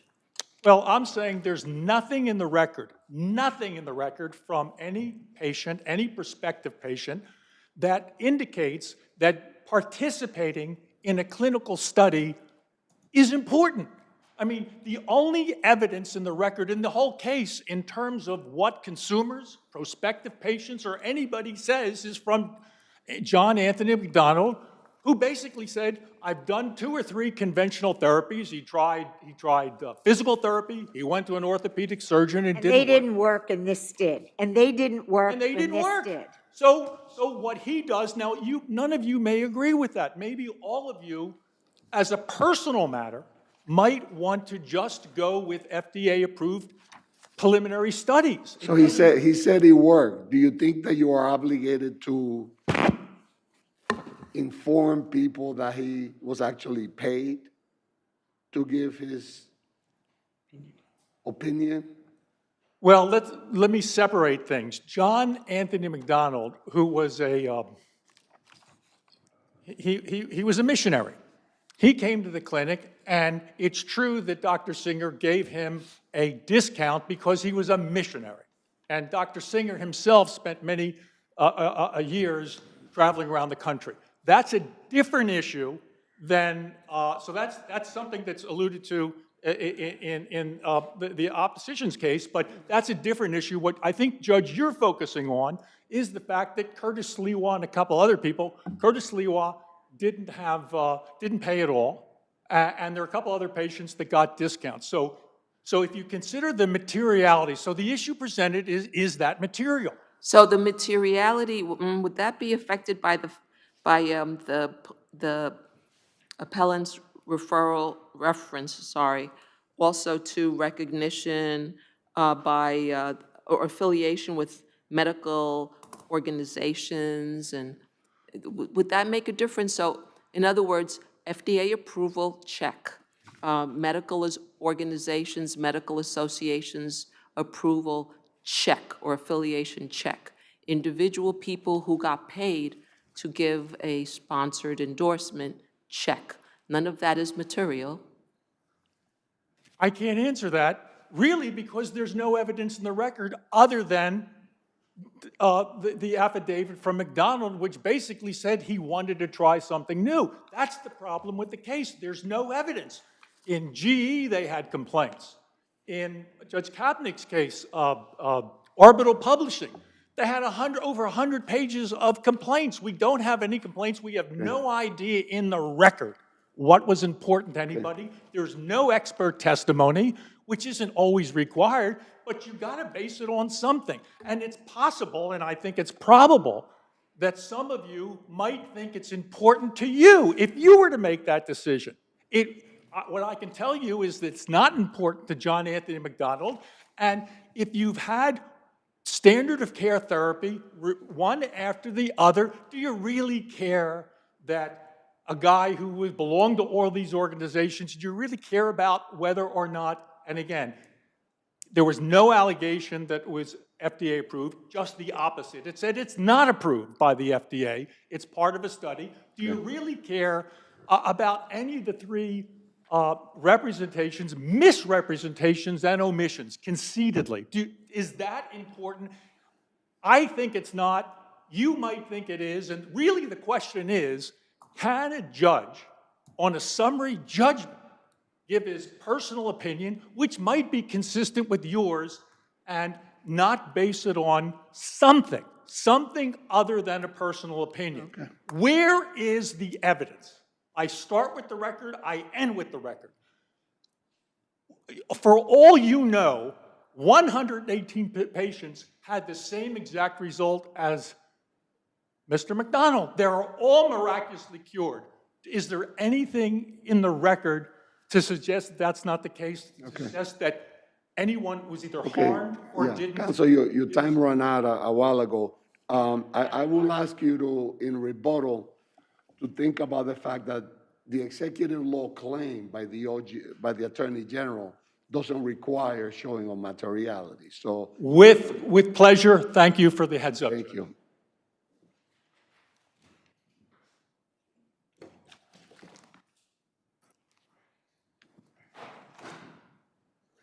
Mr. Jaffe? Mr. Fang is trying to get your attention. Good afternoon, Your Honors. May it please the court, Dennis Fan here on behalf of the state. I want to pick up on one question that Justice Acosta asked, which is about the legitimacy claims. I really think there are two types of claims here, and they're flip sides of the same coin. Image Plastic Surgery or Park Avenue STEM Clinic, they first lured patients in with promises that they could cure everything from stroke to Parkinson's to autism to Alzheimer's, and then they lulled patients into complacency through these associations with the FDA or other legitimate medical organizations. So when we're talking about materiality, we look at the net impression of all the misrepresentations that occurred, and there's really no dispute that this claims about curing Alzheimer's or curing cancer or curing diabetes were not, in fact, correct, or that they weren't, they were in fact true, false. So because that's not disputed, when we're talking about these things about FDA, they're really things that bolster those other sorts of claims. My friend on the other side mentioned that there's no evidence in the record of what any patient thought, what any patient could have said. Of course, the doctor here didn't, in fact, reveal the falsehoods to the patients and ask them whether they would find those falsehoods to be material. But even beyond that, there is no subjective reliance requirement in this court for any of the claims. It doesn't matter what individual plaintiffs think. What matters here is that you need to have faith in the medical professions. You want to go to a doctor thinking that they're going to be telling you the truth. And so there's only really, at most for the GBL claims, or some of the GBL claims, an objective materiality requirement. I just want to point you to a couple of objective. Counsel, may I direct your attention to the issue of the fines that were imposed? What about the proposed penalty of $2,500 per day for 1,185 days that the defendant's website was operational? Is that type of penalty authorized? That type of penalty is authorized. The statute says you can do up to $5,000 per publication. The penalty here was tethered to the number of days the website was in operation, but of course there are far more publications than the website. They printed hundreds, if not thousands, of newspaper articles, or newspapers reprinted articles that contain these false advertisements. And even in this record, there's hundreds of pages of those newspaper clippings.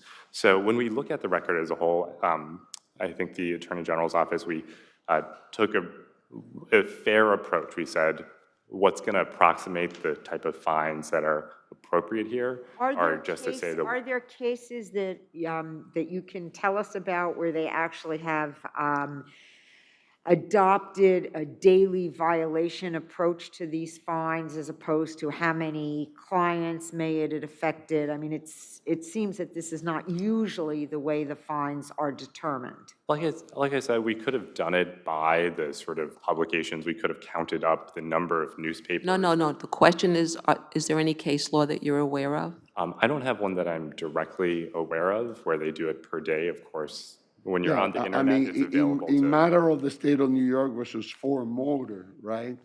That case set the penalty as basically more properly connected to the number of consumers affected by the advertising. So, wouldn't it be more appropriate to set the civil penalty? The idea is to deter, not to bankrupt, right? So, if we tie it to the 114 patients? What say you about that?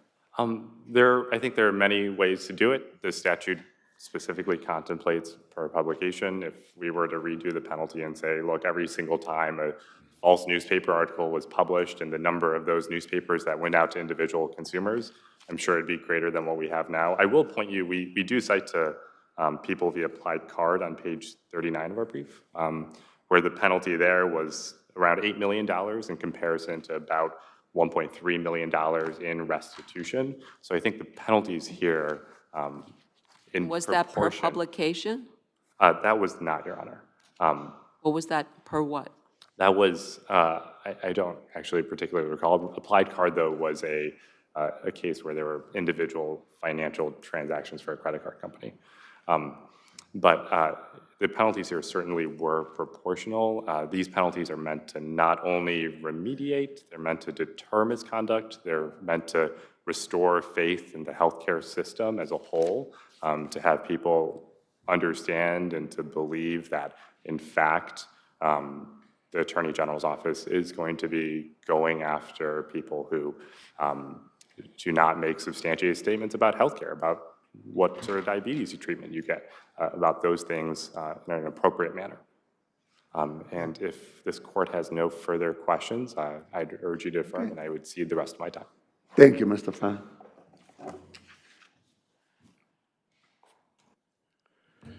Justice Acosta, to your point, I think the case law is clear that materiality is required in a 6312 case. I could give you the whole history of it if you start with Rahimi and then go to the 2000 GE case. But what happened is, starting in 2010, basically all the lower courts have smushed these two things together. They've basically said, and the best example of that is the Domino Pizza case, which I talked about extensively in lower court, which is that, okay, sure, it doesn't say materiality, but at the end of the day, if it has to be a tendency to defraud, then you have to have some evidence of it. Where's the evidence of it? Secondly, as a matter of case law, But you don't, with respect to the evidence, I mean, and I think this was pointed out by Mr. Fan, you don't really dispute that you advertise the treatment as overseen by the FDA. You didn't, and that actually accomplished certain things for certain diseases, that you were affiliated with certain organizations, that there were actual medical benefits to the procedure. You don't dispute any of that. You just question whether that's material. Well, as to the latter, as far as you know, every patient in this, of the patient was cured. That's what's, you don't have anything to the contrary in the record because they offered no evidence of that. So the record in this case does not sustain a burden of proof that, and here is the essence. Here, you want to know the essence of our argument? If you look at all these cases, they all basically say the same thing. You have to, the issue is whether the target gets the benefit of the bargain. That's why an applied card, they were promised 1,000 to 2,500 in credit cards and they got 400. They didn't get the benefit of the bargain. In your case, Judge. So you're saying basically that there will never be summary judgment in any of these cases because there has to be discovery with respect to how the efficacy. The benefit of the bargain. There's nothing in the record to say that they didn't get the benefit of the bargain. If you look at all these cases, you can explain them by the benefit of the bargain and evidence in the record from the targets. We have neither in this case. The only evidence in the record is a guy who was cured. That's what you have here. So ultimately... The guy who was paid... No, he wasn't paid. He was a missionary who Dr. Singer gave a discount to because he was a Catholic missionary and had no money. So go hang him for that.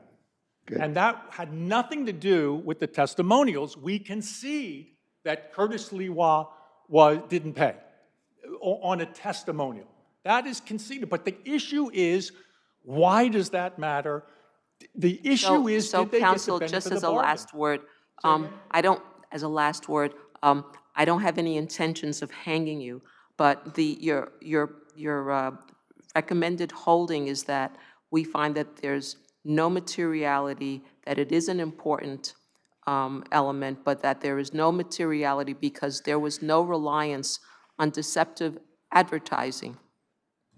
My point is much simpler than that. You start with the record, you end with the record. There's no evidence in the record that anyone didn't get the benefit of the bargain, that anyone heard any of these representations, that anyone relied on these representations. There's nothing in the record about any of that, and I can tell you why. Well, your time right now, but I gave you 30 seconds to Because tell this me case why. was really presented as a lack of adequate substantiation case, and the judge below realized that you can't weigh expert opinions in summary judgment.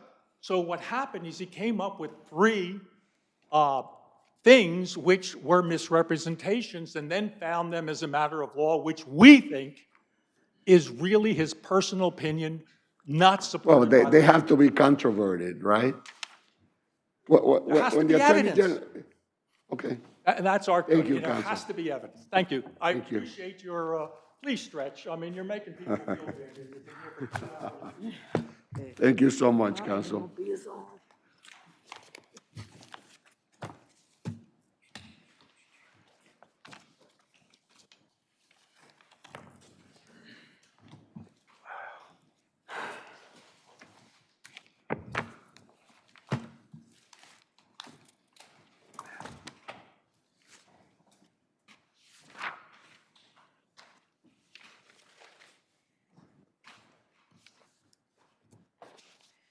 Counsel, you need to put your mask on.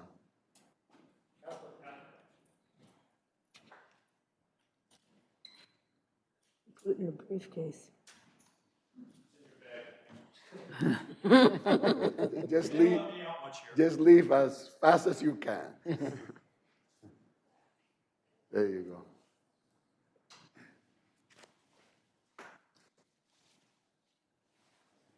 Okay, People versus Pettifit.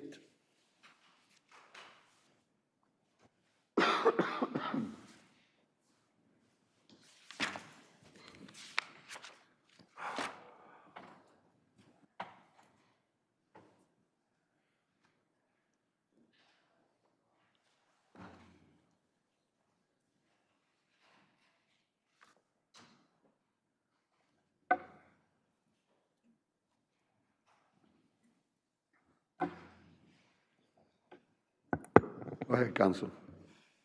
Good afternoon. I'm Lauren Jones from the Legal Aid Society here on behalf of appellant Aaron Parafit.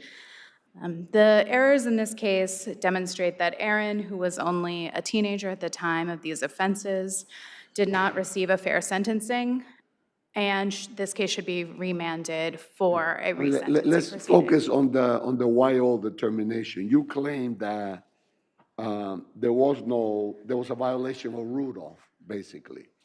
But what we found is, and I quote to you what the court said before imposing sentencing. The court said, given the seriousness of the conduct, the multiplicity of the crimes, a youthful offender sentence is out of the question. That sounds to me like a YO a determination that he was not going to get YO treatment. So why isn't that sufficient? So there were 4 cases covered by this plea, and for 3 of them, a specific YO determination was needed to have been made. So 2 of them, Aaron was plainly eligible, and then for the 3rd, which was an armed felony offense, the court needed to make the Middlebrooks determination about whether or not there were mitigating circumstances. So because these were 3 different cases— What about the 4th one, the manslaughter? The manslaughter was one for which Aaron was YO eligible. The one that he was not eligible In the court's discretion. I mean, the court's discretion to consider the criminality, right? Absolutely. Which included a murder, in effect. Absolutely. But the first-degree manslaughter is squarely a youthful offender eligible offense, and so the judge just needed to make separate determinations for each of those 3 offenses. It's particularly obvious for the— From what he said, because he talked about the multiplicity of the crimes, that he was evaluating each of the 4 pleas. I mean, he took a plea to each of these offenses, correct? Correct. I mean, the manslaughter was, in fact, charged as a murder. Right, yes, it was indicted, yes. Yes, and the circumstances included pulling a gun and having a cousin and a friend who tried to hold him back from actually discharging the gun, right? I don't recall somebody holding him back, but it was certainly a killing, and I don't dispute the fundamental facts here. Didn't the court say it's my obligation to exercise my discretion in deciding whether these were appropriate sentences, and I did? Doesn't the sentencing court have discretion here? Sure, the sentencing court does have discretion here. I believe at that point the court was talking about the discretion that it had exercised at the time of the plea, but I think that points nicely to the fact that in this case, the court did have the discretion to impose a lower sentence, which is what Aaron himself had asked the court to do in his pro se motion that he had filed. His attorney, who is supposed to be on his side, who is supposed to be giving meaningful representation— Hold on a second. The defendant asked, what did the defendant ask for in terms of a lower sentence? Wasn't it 20 years? Yes, 20 years. That's not something the judge could have done, right? Yes, under People v. Farrar from the Court of Appeals, the judge did have the ultimate discretion to make a determination at sentencing. And in fact, not only did the court have the power, it had the obligation. On a negotiated plea? Yes. Wouldn't the appropriate vehicle have been to vacate the plea if the court was not going to honor the people's position? Under People v. Farrar, which is well-established Court of Appeals law, the court not only could make that determination, was obligated to make its own independent sentencing determination, even in a negotiated plea, and that is how counsel here failed by not— Yes, sir. I'm sorry, I didn't mean to interrupt you. Go ahead. Oh, just that counsel could have made that request, and by not doing it, counsel took a position adverse to his client and provided ineffective assistance of counsel in what all your honors have pointed out was a serious case with serious length of time against a teenager. But the People v. Farrar, the case that you're referring to, is usually not cited exactly for that proposition. It's usually cited for the proposition that if at the time of sentencing, the court believes that it cannot, in good conscience, affect the sentence that was promised, it must give the defendant the opportunity to withdraw the plea. Well, correct? I think that Farrar stands for the proposition that if the court believes that a lower sentence is appropriate, the court can do that, and then it would be the people who would have the opportunity to ask for plea withdrawal if that was what they wanted. But my impression is it's quite the opposite, that if something happens in the interim between taking the plea and the sentencing that makes the court feel that it's unable to give the favorable sentence that the defendant got as part of the plea bargain, the court must give the defendant the opportunity to withdraw the plea. That is certainly, I agree that that is the law, but I also, propose that the that same case also for our hold stands for the proposition that the court can give a lower sentence in a negotiated plea. Thank you, counsel. Thank you.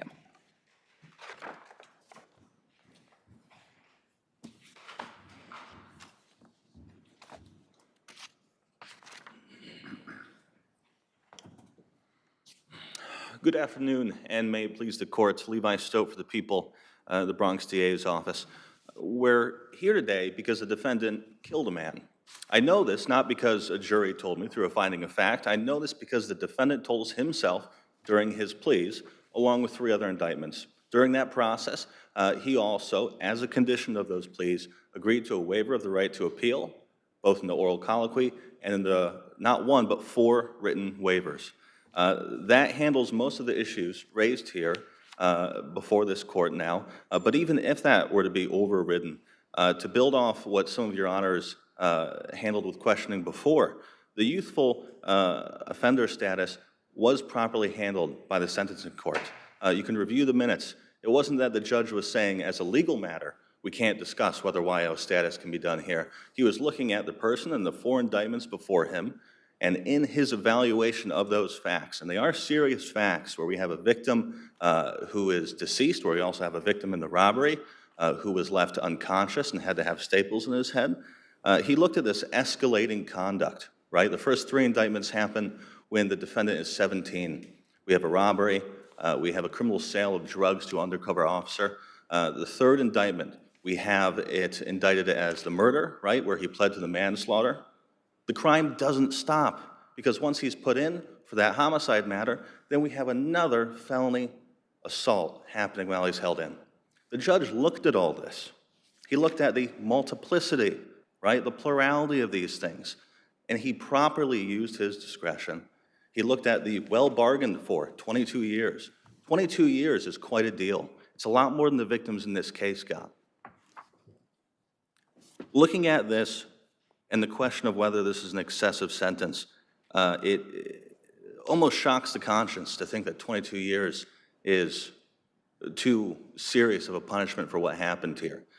He was facing a murder indictment where he could have been punished for life without parole. Here, you can see that he had almost half a year to think about this plea, and he did think about it, and he pled to it. And the second he did, he started to fight this process and go back and try to withdraw his plea. The ineffective assistance of counsel claims are meritless here. They would be better handled in the 440 motion. And as to the mandatory surcharges and fees, the defense doesn't raise any material issues in their brief about how this is limiting to his ability to enter back into society or how he's unable to pay these. In fact, I believe the record shows he actually already has paid these off. Now, unless any of you have any questions for me, I would rest on my papers. I think we're good, counsel. I think we're good. Thank you. Thank you.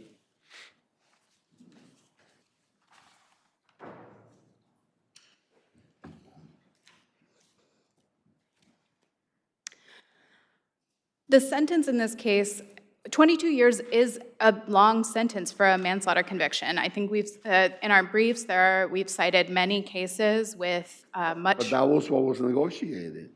Sure, it was what was negotiated. It is what Aaron requested to take back and for the lower court to give a lower sentence. And in any event, this court has the power to take a second look at this sentence and reduce it in the interest of justice as a harsh sentence. This was an adolescent, somebody who was a teenager and went through a a period of time in his life that was terrible and where he made poor decisions. But he was 17 years old then. He's now much older. He has really, I think, demonstrated what courts have acknowledged, which is that teenagers have a great deal of rehabilitative potential, which I would be happy to talk about more if the court were interested. But ask the court to reduce Aaron's sentence. Thank you. Thank you both.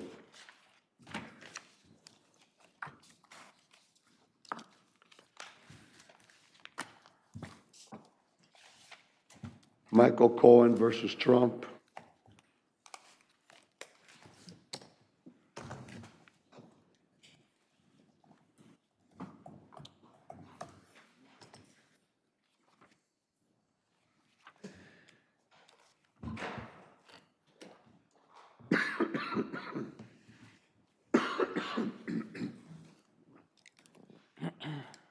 Good afternoon. May it please the court, Hunter Winstead on behalf of Gilbert LLP, admitted pro hoc vice, on behalf of the plaintiff appellant Michael Cohen. Respectfully, the trial court in this matter erred in granting the Trump Organization summary judgment and dismissing the claims for indemnification that Mr. Cohen had asserted, seeking reimbursement of the legal fees he incurred in responding to Special Counsel Mueller's investigation, certain congressional investigations, and in assisting the Trump Organization in preserving its privileges. Counsel, one of the things I was concerned about was trying to figure out how Judge Cohen, as opposed to Michael Cohen, your client, how Judge Cohen determined in his summary judgment motion that the actions taken by your client were on behalf of President Trump or the Trump campaign or the Trump this, but not the Trump Organization.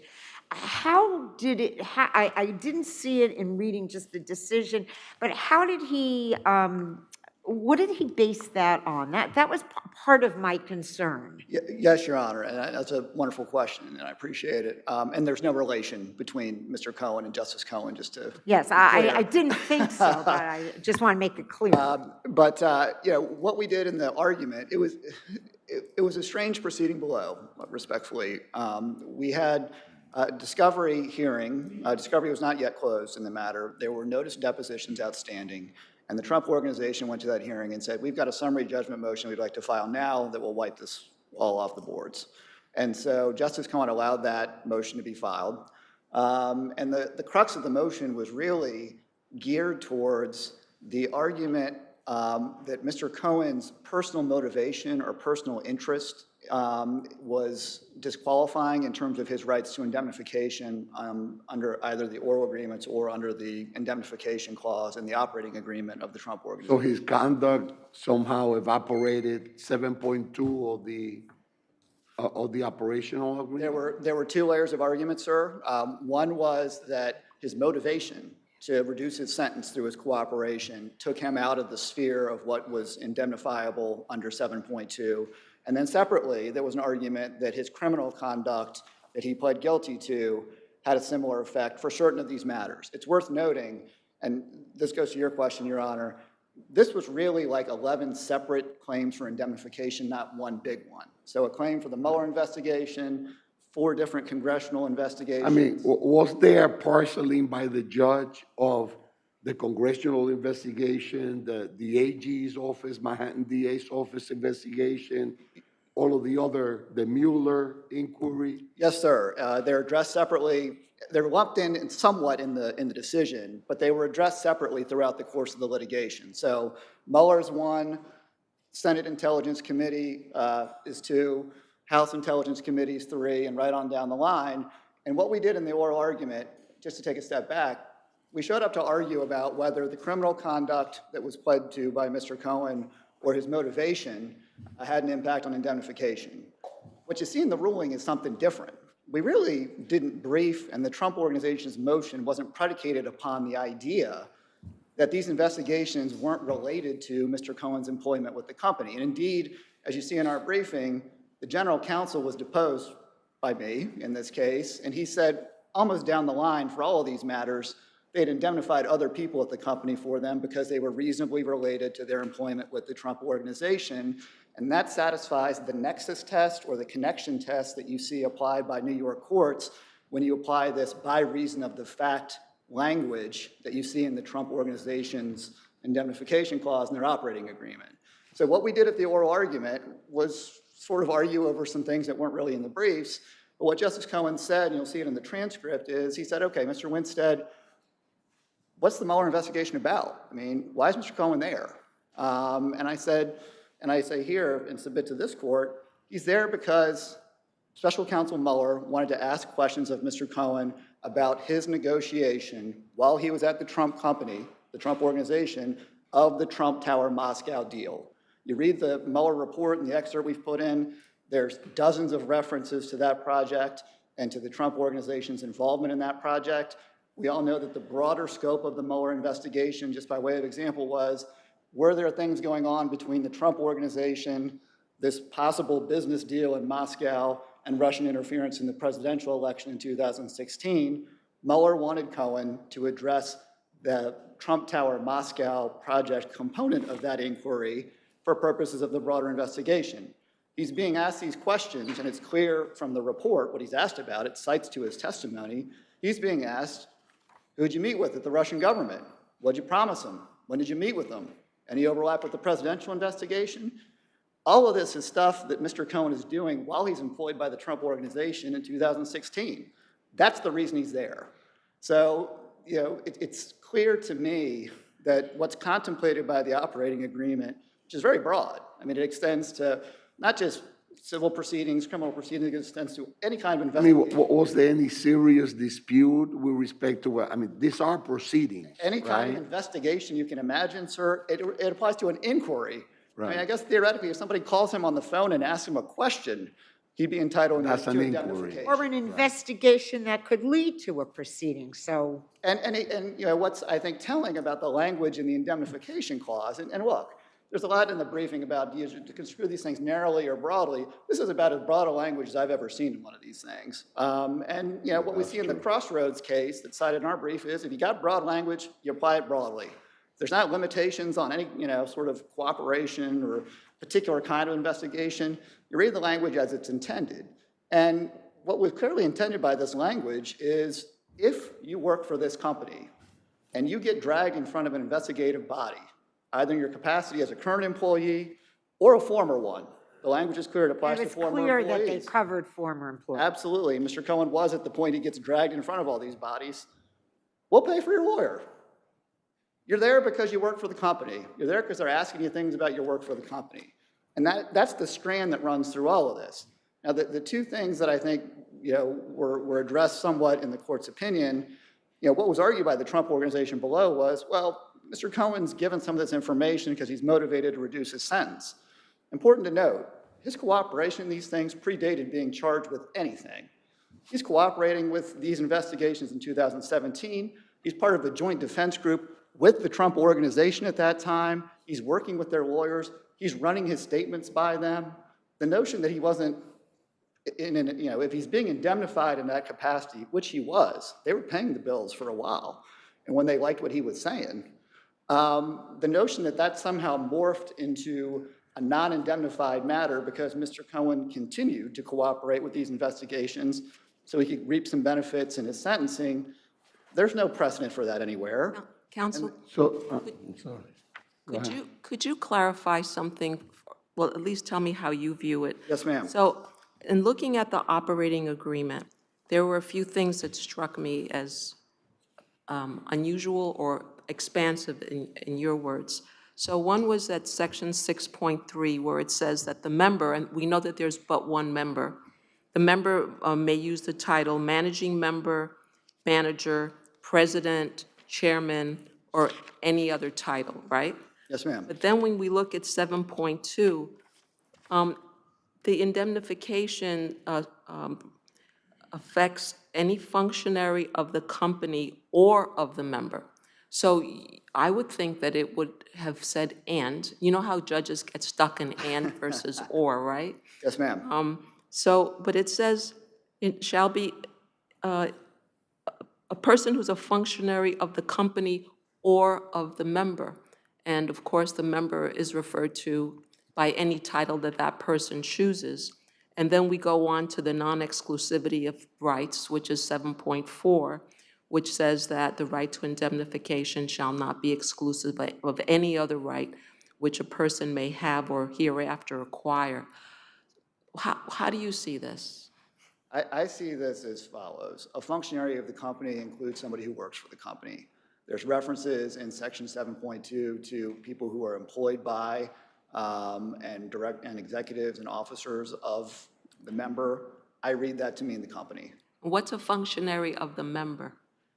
Other than being a derogatory term, a functionary, it's somebody who performs a function. Theoretically, I guess it could be an entity, a functionary of a subsidiary or something like that. Of the member? But in an indemnification context, I don't see how it's anything other than somebody who works for the member and its organization. Yeah, Counsel, I have one question before we, well, maybe you think about it in the context of, because I was trying to parcel out the different investigations, and I was wondering about the search warrant indemnification claim and whether that's directly related as an employee, or is that Mr. Cohen's personal capacity, et cetera? But I'm glad to address that really quickly now or on rebuttal, whatever you prefer, sir. you can do it on rebuttal. Yes, sir. I wanted to give you time to think about it. Much appreciated.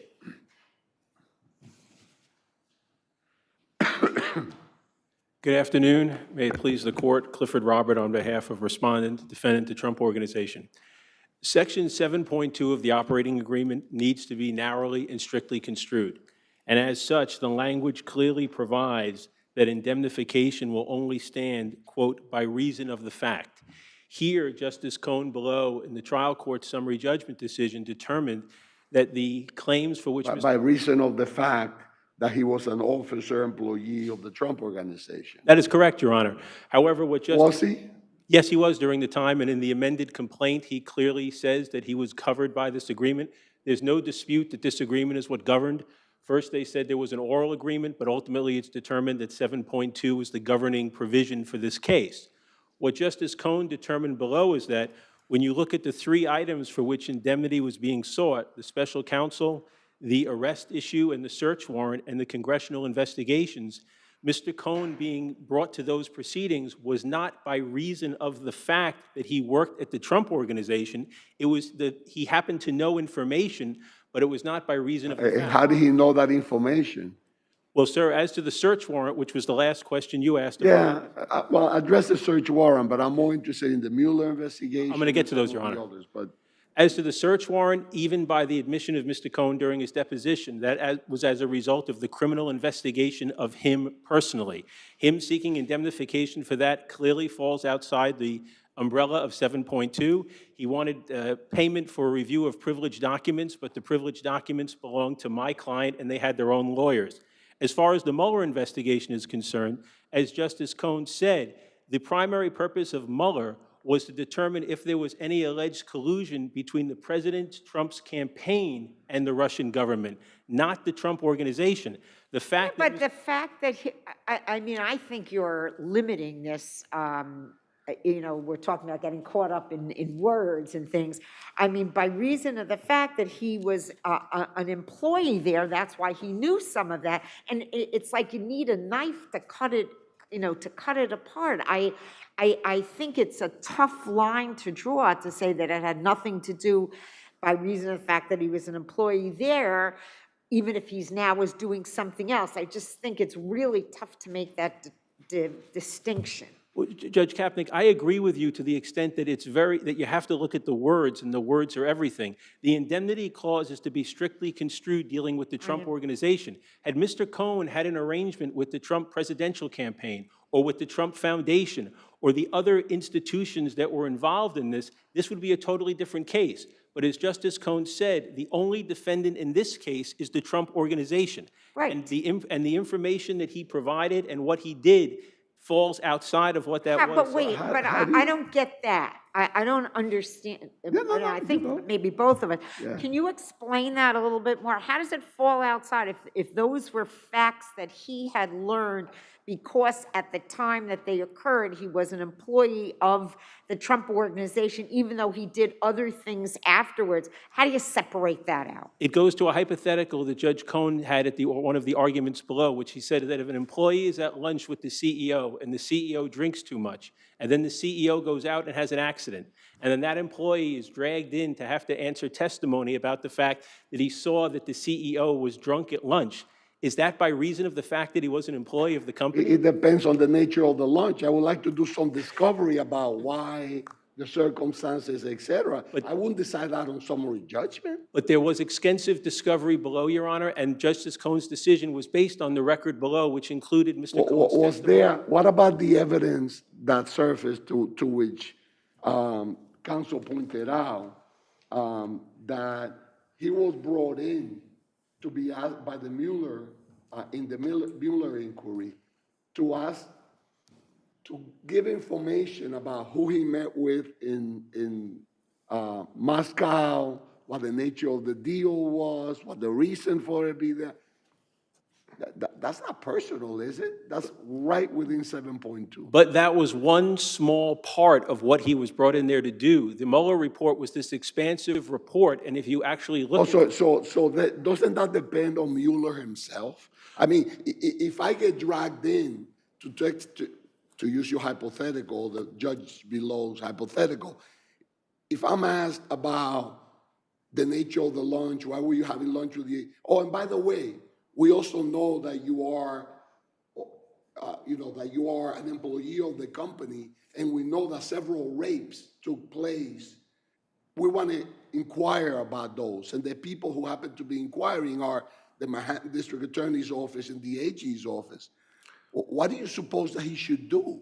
Well, as to the Attorney General's investigation, Your Honor, that was with regard to the foundation, not the Trump organization. What about the Manhattan DA's office? Well, the Manhattan DA's office, again, the one that he's talking about has to do with the investigation of the foundation.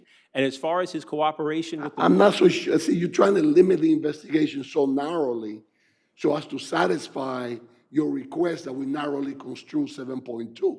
I'm not so sure that 7.2 should be construed that narrowly. But, Your Honor, as Justice Cohn said before, and you may disagree with it, but he said the tether from the Mueller— Well, that's why the case is here, right? I understand, Your Honor. But as part of what Justice Cohn says, he says, even if you look at the amended complaint, Mr. Cohn even says that the Mueller investigation was looking into, quote, potential coordination between the Trump campaign and the Russian government and potential obstruction of justice by Mr. Trump and related matters, not the Trump organization. Mr. Cohn in his amended complaint says that he was involved in everything. He worked for Mr. Trump personally. He worked for the campaign. He wore many different hats. The word he used was fixer, and it's actually in the complaint.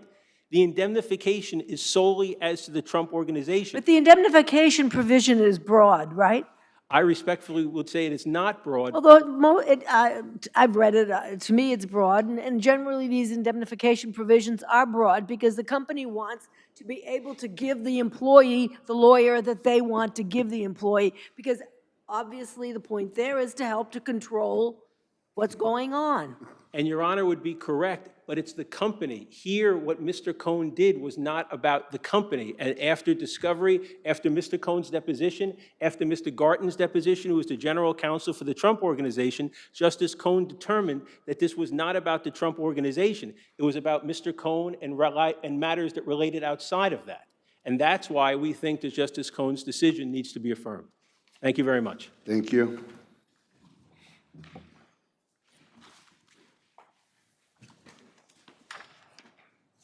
Okay, Mr. Winstead, Yes, sir. however you want to start it, whether the question that I asked or some of the things in rebuttal that you may want to I'll address some of that first. And I think it's worth noting this sort of narrow construction concept. The language is very broad for the reasons you say, Your Honor. I mean, this is a protection that's there to protect the employee.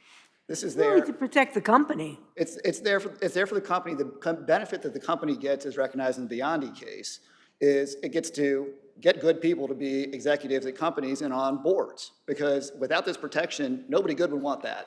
They're going to get sued out of existence and go into the poorhouse.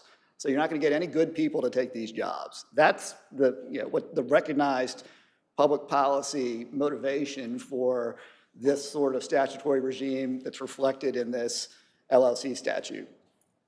Sorry, I thought you were going to ask something. I was going to say, but the underlying reasoning is also to protect the company. And here, looking at the sort of narrow construction advocated, the cases where that comes from, ARFA, Baker, those are fees on fees cases. Those are cases where somebody wins indemnification and says, I now want to get paid for my fees incurred in pursuing it.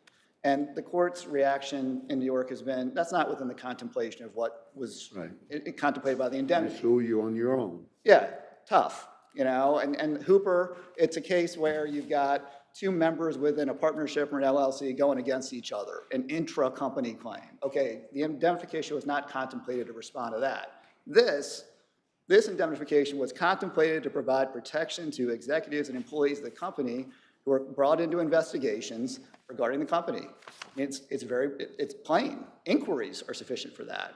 Now, I want to address specifically your question, Your Honor, about the search warrants. So April 9th, 2018, FBI raised Mr. Cohen's apartment, office, et cetera, and seizes millions of pages and documents. There is a nexus between that seizure and the prosecution of Mr. Cohen. Materials that are used or found from that search are used in Mr. Cohen's prosecution. No one disputes that. Mr. Cohen Do they relate to the Trump organization? Mr. Cohen is not seeking a nickel of the dollars that were incurred in defending his criminal case or in his sentencing proceeding. What he is seeking is something different. There was a separate proceeding under a separate caption before a separate judge in New York in the Southern District that was designed to deal with the privilege and confidentiality protections afforded to these documents because Mr. Cohen used to work for the Trump organization. He participated and his counsel in a joint defense arrangement with the Trump organization in that endeavor, along with lawyers for the Trump family members. Together, it's clear in Mr. Garton's deposition transcript, and we cite this in the record, they all worked together to review these documents and then present a case to Judge Wood in the Southern District to protect these privileges. That was for the interests of the Trump organization that had not anything to do with defending Mr. Cohen's criminal case, which was a separate matter for which he's not seeking indemnification. Thank you so much. Thank you both.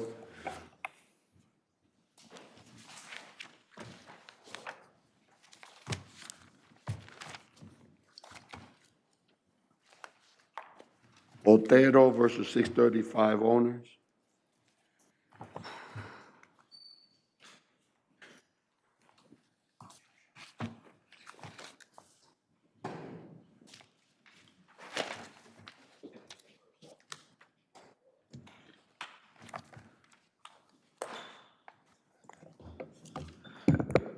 Good afternoon, Your Honors. Rick Johnson for the appellants. So I'd like to start with the labor law 240 claim against Infor, who is, as you can see from the brief, the party that started the entire construction project. It is conceded in their affidavit that this was their construction project and that they hired the general contractor. Under about 10 cases that I cited from this court, including from the last couple of years, a lessee that... So lessees of premises who contract for work to be done on leased premises are subject to the labor law. They are an owner for the purposes of labor law 240. We've said that 100 times, so... Yes, clear as day. I wouldn't spend too much time on that. Sounds good. On the indemnity argument against Montec, the agreement is extremely broad. And I cited the case in the Vitucci case in my reply brief that says, when you agree to indemnify a party for your negligence or your alleged negligence, as soon as plaintiff files a complaint saying your negligence caused your accident, you owe the indemnity. It's clear as day. And it doesn't matter whether or not later on down the road that your acts may or may not end up being the cause of the accident. It's that plaintiff alleges that your work caused the accident. And so I don't think there's any question on that, especially not on the contract that they agreed to in this case. For indemnity against 635 owner, against Infor, also, that agreement is extremely broad. It says that Infor needs to indemnify 635 owner for any act, omission, or negligence of themselves or of any of their contractors or their assignees. So that means JRM or, you know, or a servant or an agent, which would be one of the subcontractors on the project. That's also very clear. That agreement is also very, very, very, very specific. Wasn't there a big, an issue about the ownership of the Baker scaffold, and Montec said that they did not assemble or own the Baker scaffold, and has there been any evidence to show that they did? I think there is. I think there's circumstantial evidence. I think there's circumstantial evidence, which I am Didn't somebody from Montec, yeah, there's been so many labor law cases. Sure. Didn't somebody from Montec testify that if it was a Montec Baker scaffold, it would have said Montec on it? And I have a picture of that scaffold too, and it wasn't on there, and the person testified, well, it doesn't say Montec on there, not our scaffold. Right, that's his version Right, of, but who testified, oh, yes, but I saw it, I know it is Montec. True, but there's also a picture of an M sprayed on a ladder right next to the scaffold. M for Montec, right? I'm entitled to that. That wasn't the scaffold. That was not the scaffold, correct. But there was evidence that Montec was working right next to plaintiff at the time of the accident, that they were on the 5th floor. Plaintiff said that the contractor that was working with him at the time of the accident filled the terracotta holes on the 5th floor. That is what Montec said it was doing at the time of the accident. And also, the scaffolds looked identical on this project. So they're working very close together.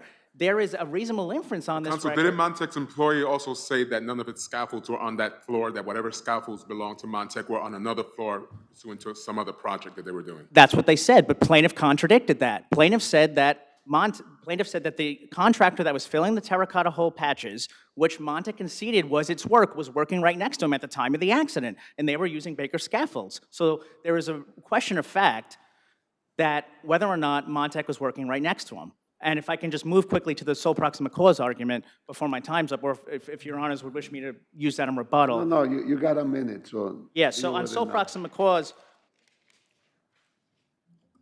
there was a question of fact of whether or not plaintiff, by moving the scaffold 16 inches away from the wall, by leaning against... That would all be, excuse me. Yes. That would all be a matter of comparative negligence.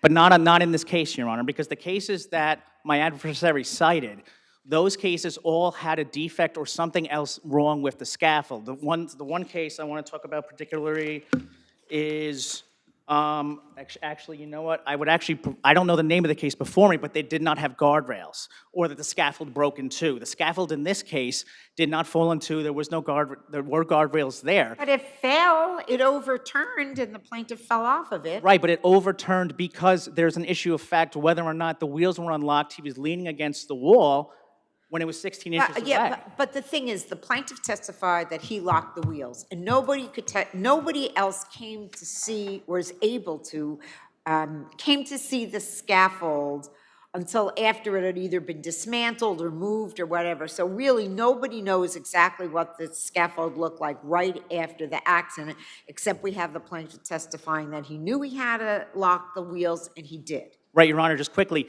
plaintiff testified, and it's in my reply brief, that he identified the photo of the scaffold immediately after accident with the wheels unlocked. He says, that's it there. That's exactly how it looked right after the accident, and the wheels are unlocked. So I think plaintiff himself raised a question of fact on that. Thank you, counsel.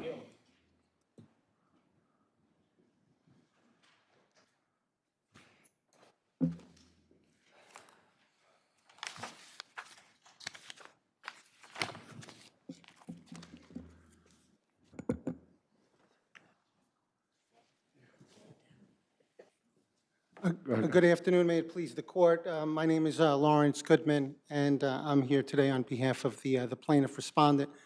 Justice Kapnick, I think you hit the nail on the head. There was uncontradicted testimony on the part of the plaintiff that he knew he had to lock the wheels before he used it. He did that. He locked them before he went to lunch. He made sure when he came back from lunch that the wheels were locked, and that testimony was uncontradicted. The lower court correctly concluded that there was no issue on the issue. There was no issue of fact on the issue of sole proximate cause. What about the ownership of the scaffold? Pardon? What about the ownership of the scaffold, which I asked your adversary about? Your Honor, I'm not, we didn't brief that issue. That did Because not the come up. indemnification issue is not your thing. No, the only issue that we're here today on is the issue of the 240. Okay. Judge Suarez, in our opinion, got it right. We made out a prima facie burden.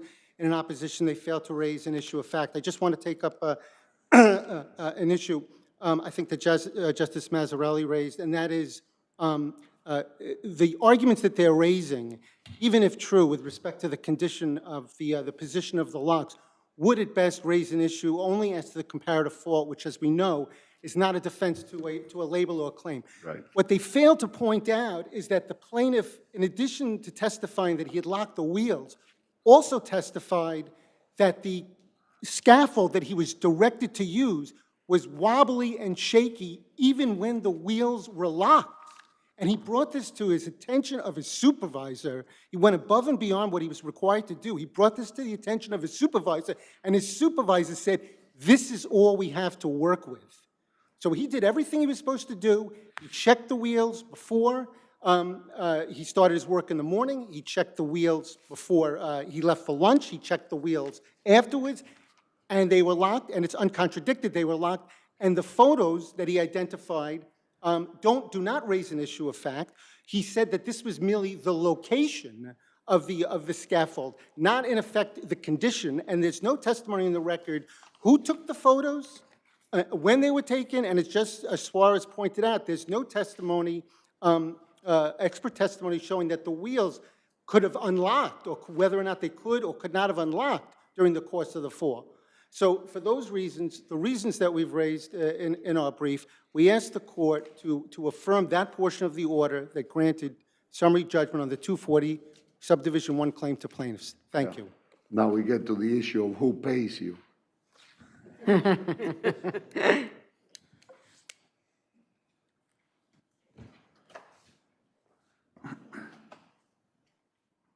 a shame there's no injury.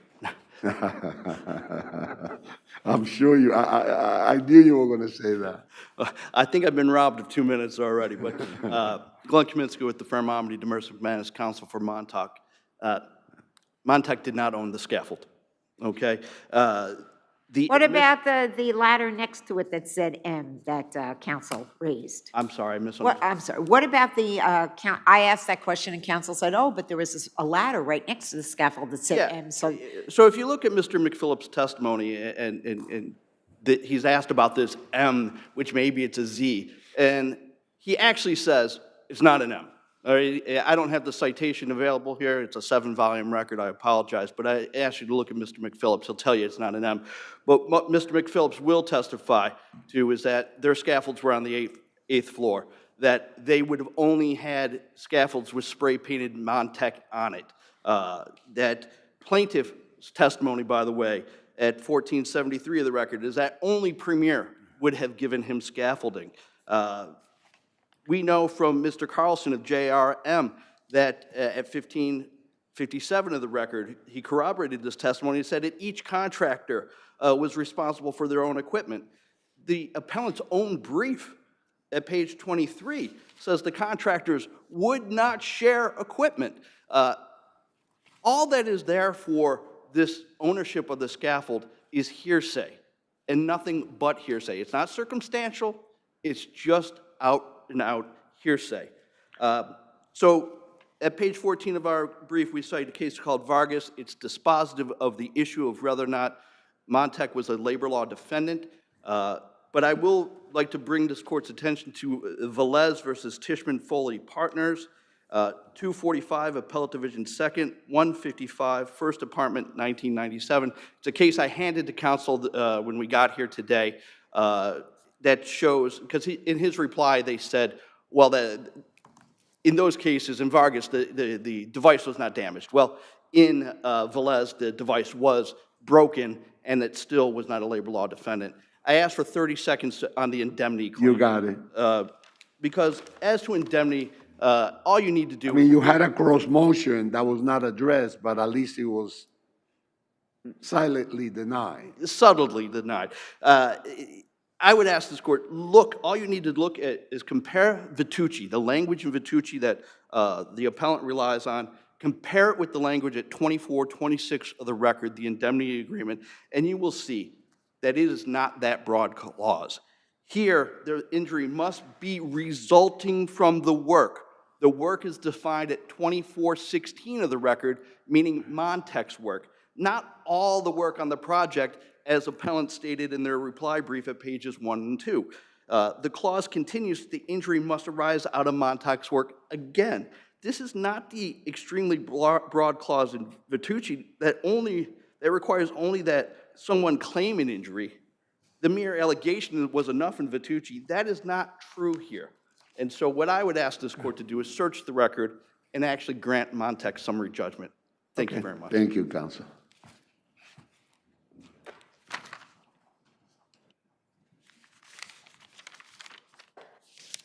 Good afternoon. May it please the court. Rose Cotter on behalf of respondent Infor-GA. Very important here. Obviously, Infor has been dismissed from the case, and on page 5 of Judge Suarez's decision, he notes that he finds that Infor is not liable because it's uncontested in the papers below that this defendant was not an owner, contractor, or their agent. Very simply, to the extent Infor was mentioned. Was he the lessee of the premises?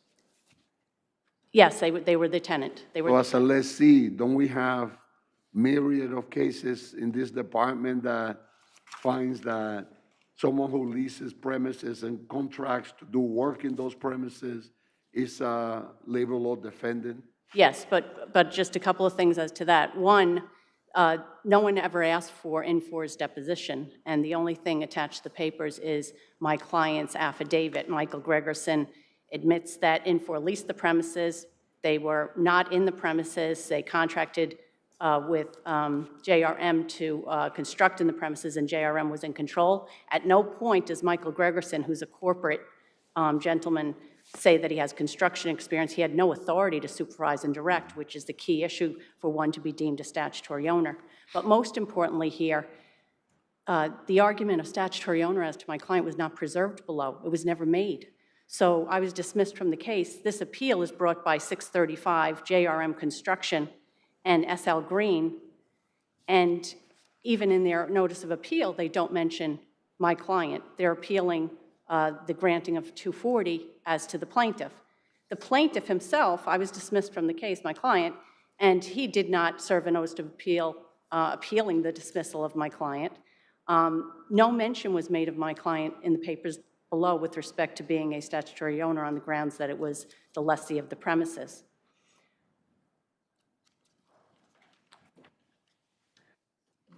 So in the court below, 635 SL Green and JRM, they never even moved against the Infor defendant. It's not even mentioned, and I understand a prior firm may have handled the papers below, but here we are. At the time they moved below, 635 SL Green and JRM only moved against the plaintiff, arguing sole proximate cause to dismiss the labor law claims, and they moved against Montec Interiors, which has been argued.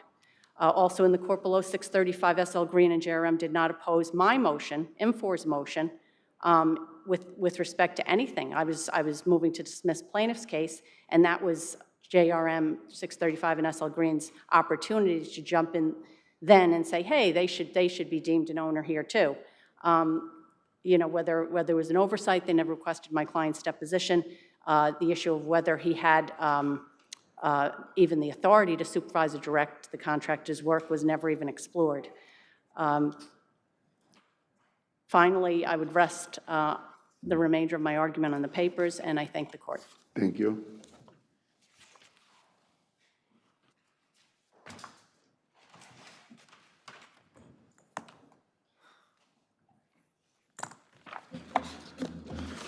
Your Honor, just very quickly on rebuttal.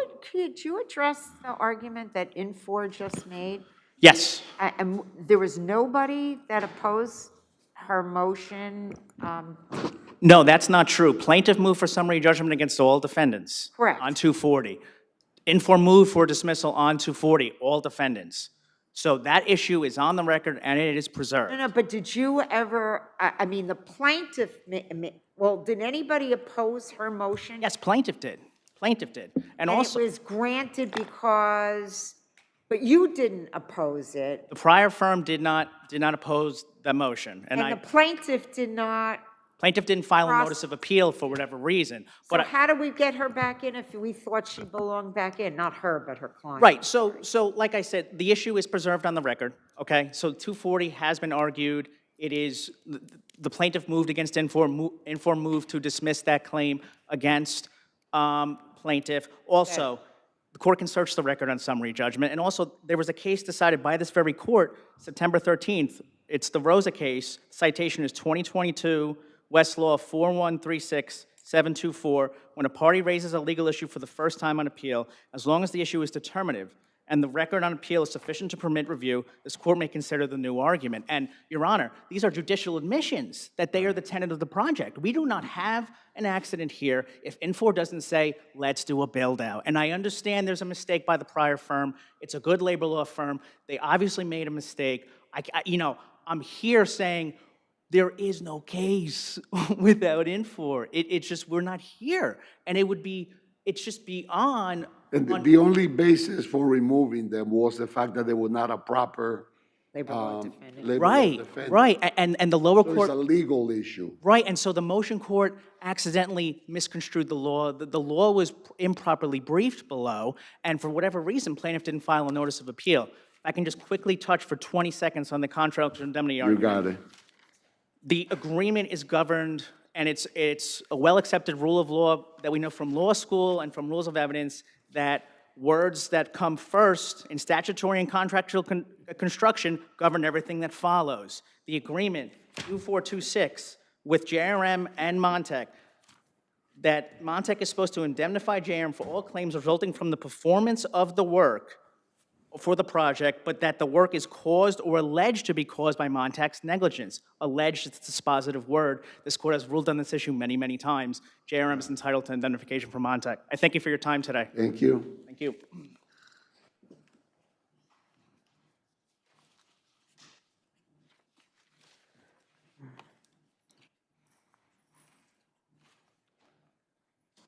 Cloister East.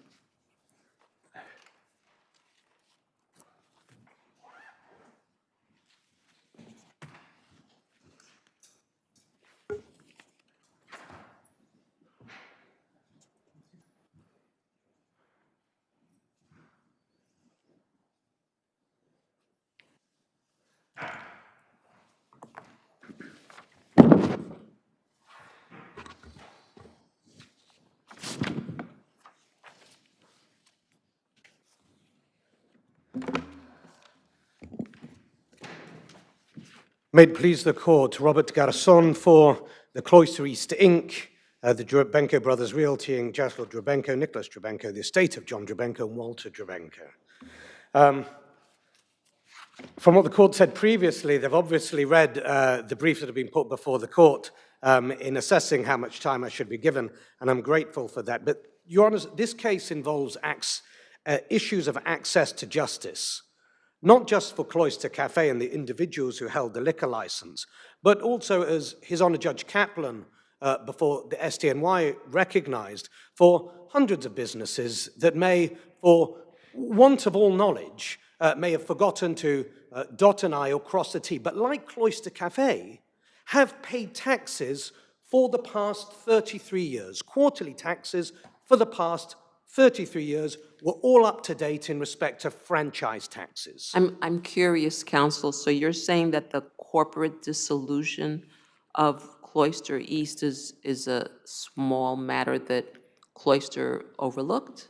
Well, Cloister didn't know it, to be fair. Cloister didn't know about it up until this was brought up before His Honour Judge Kaplan in argument on August 19th of 2020, and Judge Kaplan said, yeah, that's not important for the purposes of the determination of the order of summary suspension which had been brought in.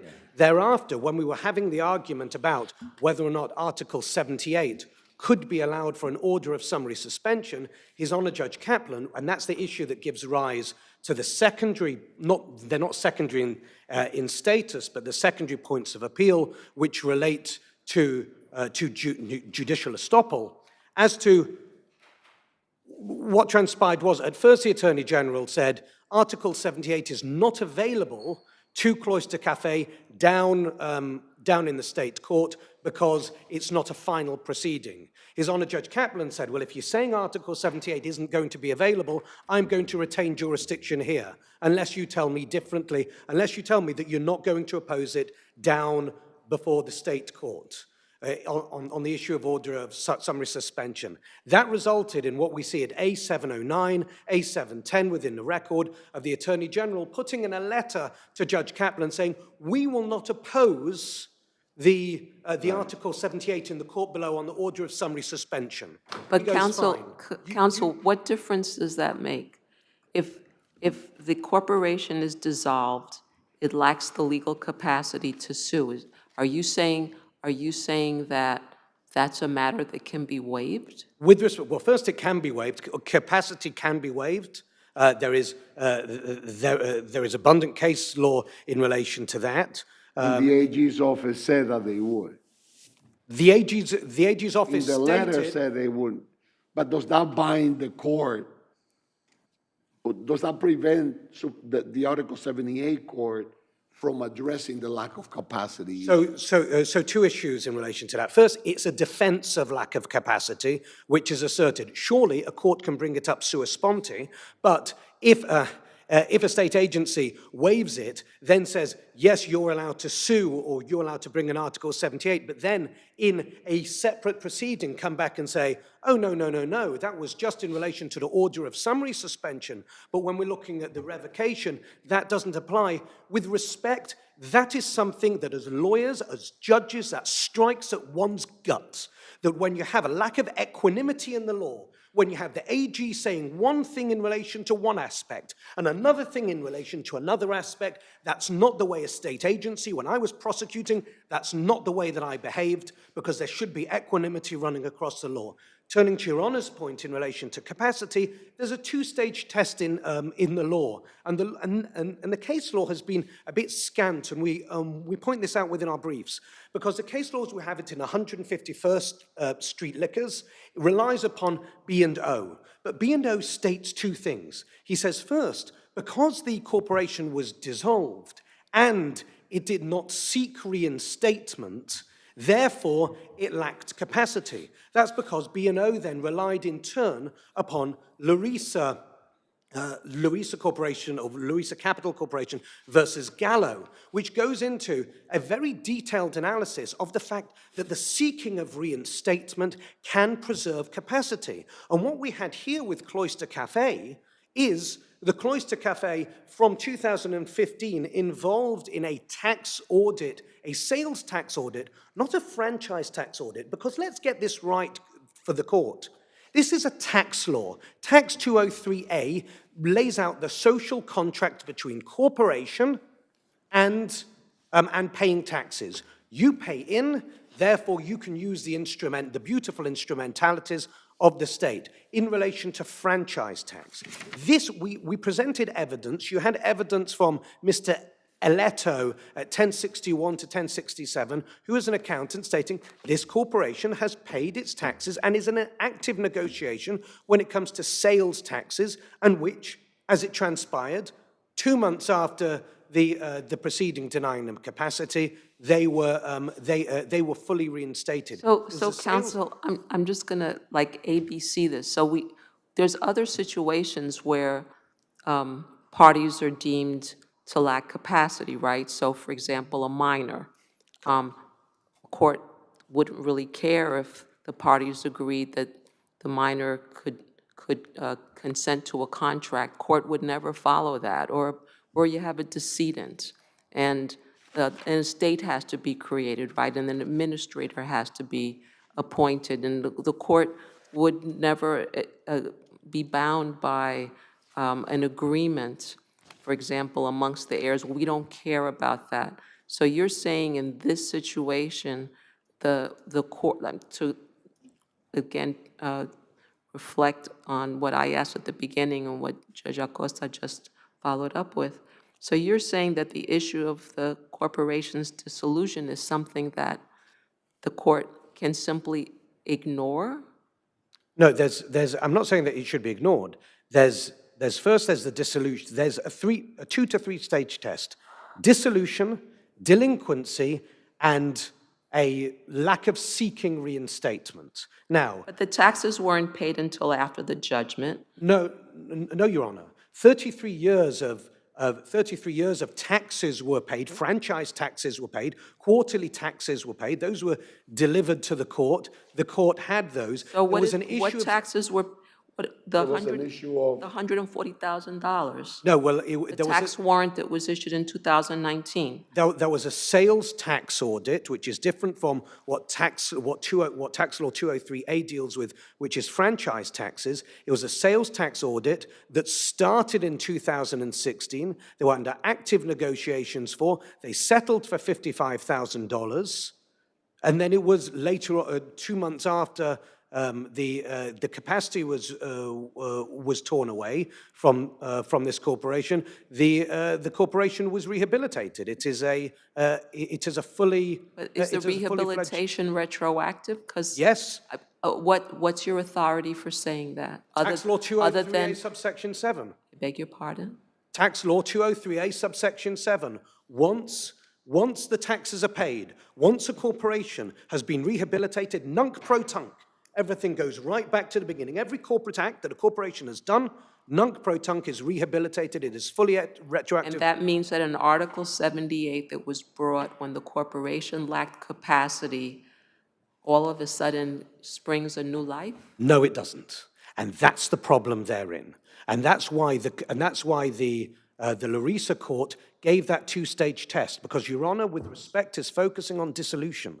Your Honor is not focusing on the 2nd-stage test, which is clearly there on the face of the case law that says you have to, that there's a burden to show not just dissolution, but there's delinquency and a corporation that is not seeking reinstatement. This corporation was seeking reinstatement. The problem is that with an Article 78, as Your Honor knows, there's such a short statute of limitations. There's a 4-month statute of limitations. So here, someone like Cloister East that has 40 employees, that has been a company that has been existing for, that has been operating for a long time, now has no opportunity to go back and redress the terrible overreach of the government previously. I know I've gone way over time, and I apologize. Thank you, counsel.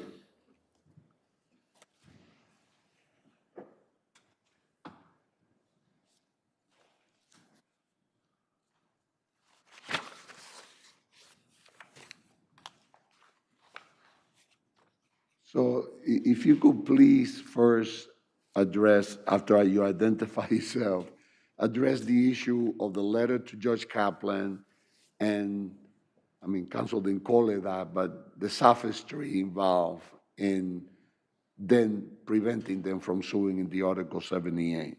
Of course, Your Honor. My name is Blair Greenwald. I'm appearing here on behalf of the respondents. I'd like to make a few clarifications of what was going on and what the letter actually said. So the particular statement in the letter is that if plaintiffs commence an Article 78 proceeding in state court seeking judicial review of the order of summary suspension, the SLA agrees that it will not raise as a defense that such court lacks jurisdiction to review the suspension order on the grounds that it is non-final or otherwise. Here, Judge Kaplan was concerned that if the Cloister East challenged the suspension order in state court, it would not be able to get review of its claim that the suspension order violated procedural due process because there was not a sufficient post-deprivation hearing. When petitioners then filed a Article 78 proceeding in state court, not this one, but one before, challenging the summary suspension order on that basis, the SLA adhered to its promise and did not challenge that order as non-final. In fact, Judge Engeron ended up dismissing that case as moot because petitioners got what they wanted and the summary suspension order was vacated. Judge Engeron actually invited the petitioners here to file a plenary action to pursue their constitutional due process claim if they wanted. Petitioners neither appealed that order nor filed a plenary action.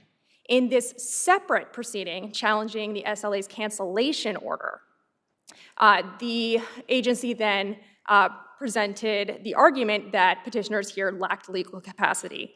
It therefore was not directly contrary to what the SLA said in federal court, nor was it somehow contradicting what Judge Kaplan was trying to ensure with respect to an action in state court challenging the suspension order. But also, I just wanted to add that Your Honor's questions are correct.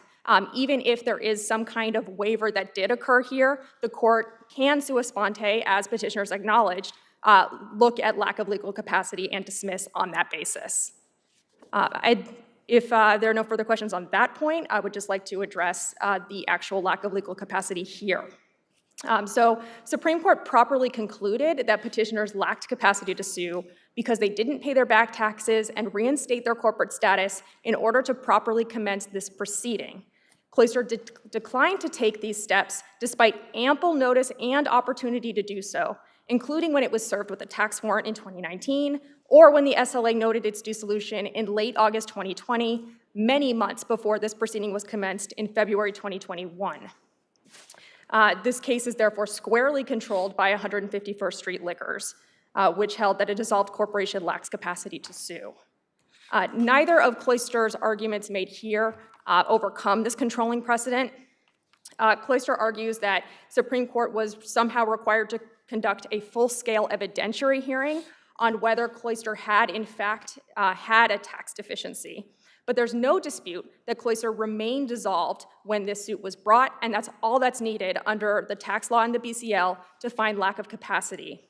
Moreover, it would not have been appropriate for Supreme Court to entertain a tax challenge in this summary Article 78 proceeding against the state liquor authority, which had nothing to do with the assessment of a tax deficiency in 1993 and nothing to do with the proclamation of dissolution that was issued in 1993.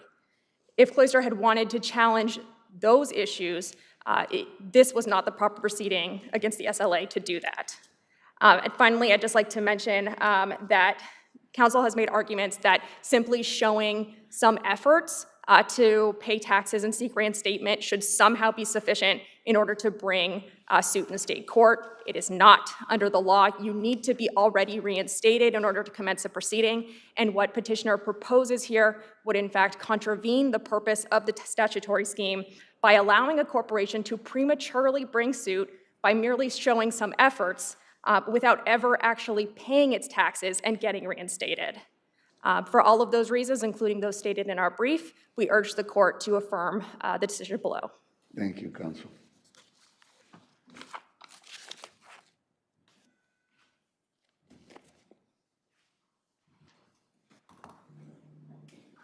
To deal with 4 points very quickly, if I may.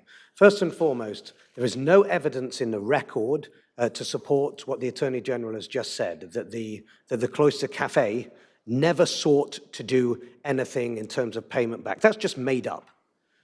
The Attorney General didn't subpoena or didn't get hold of any records from the state, from the Division of Corporations. The only evidence in the record is the 33-year payment of tax history by the Cloister Cafe, that they had been paying franchise taxes quarterly, they had been paying other than there was an issue over a tax audit, which is not the same as not paying taxes at all, first. Secondly, the question of the court asked regarding a waiver of a capacity defense, that we have at our brief, page 16, I believe it's pronounced Doughty versus Rosengarten, 180 MISC 2D 102, that defense can be waived. In relation to the fact that there are two different cases that seemingly the Attorney General says, well, we're going to recognize your capacity in one, but we're not going to recognize your capacity in another. Sorry, that doesn't wash. The case for Lowinger versus Lowinger that we cite to in our brief precludes a party who successfully assumed a certain position in a prior legal position and secured a judgment therein from assuming a contrary position in another. They went before one court and said, yes, we'll recognize it. Let's take it down to that other court. And just so you're aware what transpired with Justice Engron granted Cloister Cafe's vacateur of the summary suspension order, and then to stop an Article 78 proceeding, then the Attorney General withdrew the summary suspension order completely. There was never an Article 78 proceeding, and there is still there are still ongoing proceedings before His Honor Judge Kaplan in relation to that. I would ask the court to look at Larissa. It says, it's apparent from the statutory scheme that the legislature did not intend a delinquent corporation which had not sought reinstatement to enjoy the privilege of corporate existence, which include the right to bring suit. It did not say it needed to be finalized before it was able to bring that suit. It's the seeking of reinstatement that Larissa speaks of, B&O speaks of, and 151st Street relies upon. The case law is clear in relation to this. I therefore respectfully request this appeal be granted and that Cloister Cafe be allowed its Article 78 hearings. Thank you, counsel. Thank you both.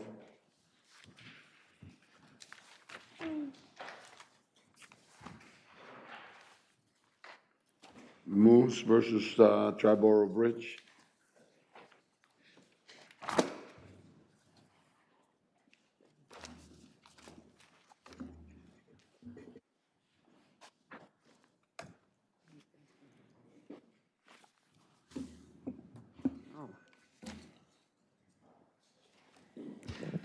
Good afternoon, Your Honor. If it please the court. Joseph Caswick for the plaintiff appellant, Milagros Musi, a female iron worker who was working at a project in the Red Hook development yard. We would ask that the decision below be reversed on the law and the facts. How did the argument go below, where the Port Authority is able to convince the judge that somehow a statutory owner, the Port Authority is not a statutory owner in this case, under the labor law? It was an error by the court. The court cited two incorrect cases. The court cited two cases from 1995 and 2005, Ahmed and Brown, which are clearly in opposition to the 2008 Santos case of the Court of Appeals. Right. I mean, Sanitas pretty much reversed Ahmed and yes, although not explicitly until much later on, right? Yes. Okay. I don't think we still need to say much. Thank you. Thank you.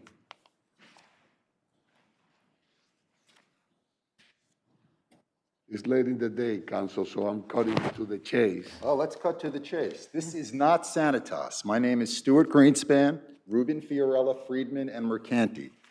Let me take this down. In Sanitas, you have the issue of whether the owner, who wasn't informed that the tenant was going to have some work done to his space, was going to be liable. That's the owner. I think it was consolidated, right? Their tenant, C2, entered into a contract with... Are you the owner that gave, that leased the premises to RHCT? I am, but RHCT is not the subject of the work. The key is, and I hope you have your record on appeal, is to go to the purchase order. The purchase order is what brought the plaintiff to Red Hook Terminal. The purchase order is between Perini, the plaintiff's employer, and Red Hook Terminal. There is no construction contemplated under that purchase order. This is a marine terminal. We store containers. Perini did not hire Red Hook Terminal for the purpose of doing work. We leased the terminal to Red Hook Terminal to receive sea containers and to transport them.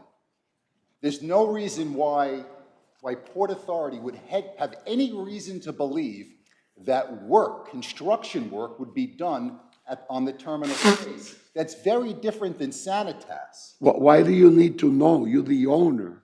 You may have, and you do have actually, an operating agreement that's pretty tight, and you're going to wind up getting indemnified. But what takes you out of the being a labor law defender and as owner? With all due respect, you're putting the operating agreement ahead of the purchase order. Let's look at the purchase order first and see if it contemplates construction. No, but see, I think you are basically amending this is a non-delegable duty. Agreed. Right? When it applies. You can't take a non-delegable duty, and whether it's through a tight or broad or however, whatever the nature of the operating agreement is, or the purchase order, it doesn't take you off the hook. You may have a right to go to them for indemnification, but you're still going to be a defendant. Sanitas, it's Consolidated's tenant that goes out and hires a contractor to do construction work. My tenant, Port Authority's tenant, is Red Hook Container Terminal. Red Hook is not going out and hiring anybody. Perini hires Red Hook. So let's look at the hiring. It wasn't for... In Sanitas, the owner did not know, the work was performed with the air conditioning installation was not performed with the owner's consent. But the point is, it was the tenant that went out and hired the contractor, plaintiff's employer. It is not my... You still have a non-delegable duty. You can go after them, you can go after the tenant, but you have a non-delegable duty. And Sanitas says that expressly. Exactly. Your Honor, I know we all go back to what's my line, okay? Will the real labor law owner please stand up? The real labor law owner here is the TBTA, as my papers reflect, all right? They paid a substantial amount of money here for an accident that happened 7 miles away from the George Washington Bridge. Why? Because the work that was the cause of the accident was the bridge, was the subject matter of the bridge. The work that caused the accident here was not the bridge. The work that was the subject matter of here was fabrication. It wasn't even construction work. So we have cases regarding distinguishing fabrication. You raised that citing Hayes, but I don't think it flies that it was fabrication, not construction. So well, let's look at the purchase order. The person that was supposed to do fabrication was the vendor, which is Red Hook.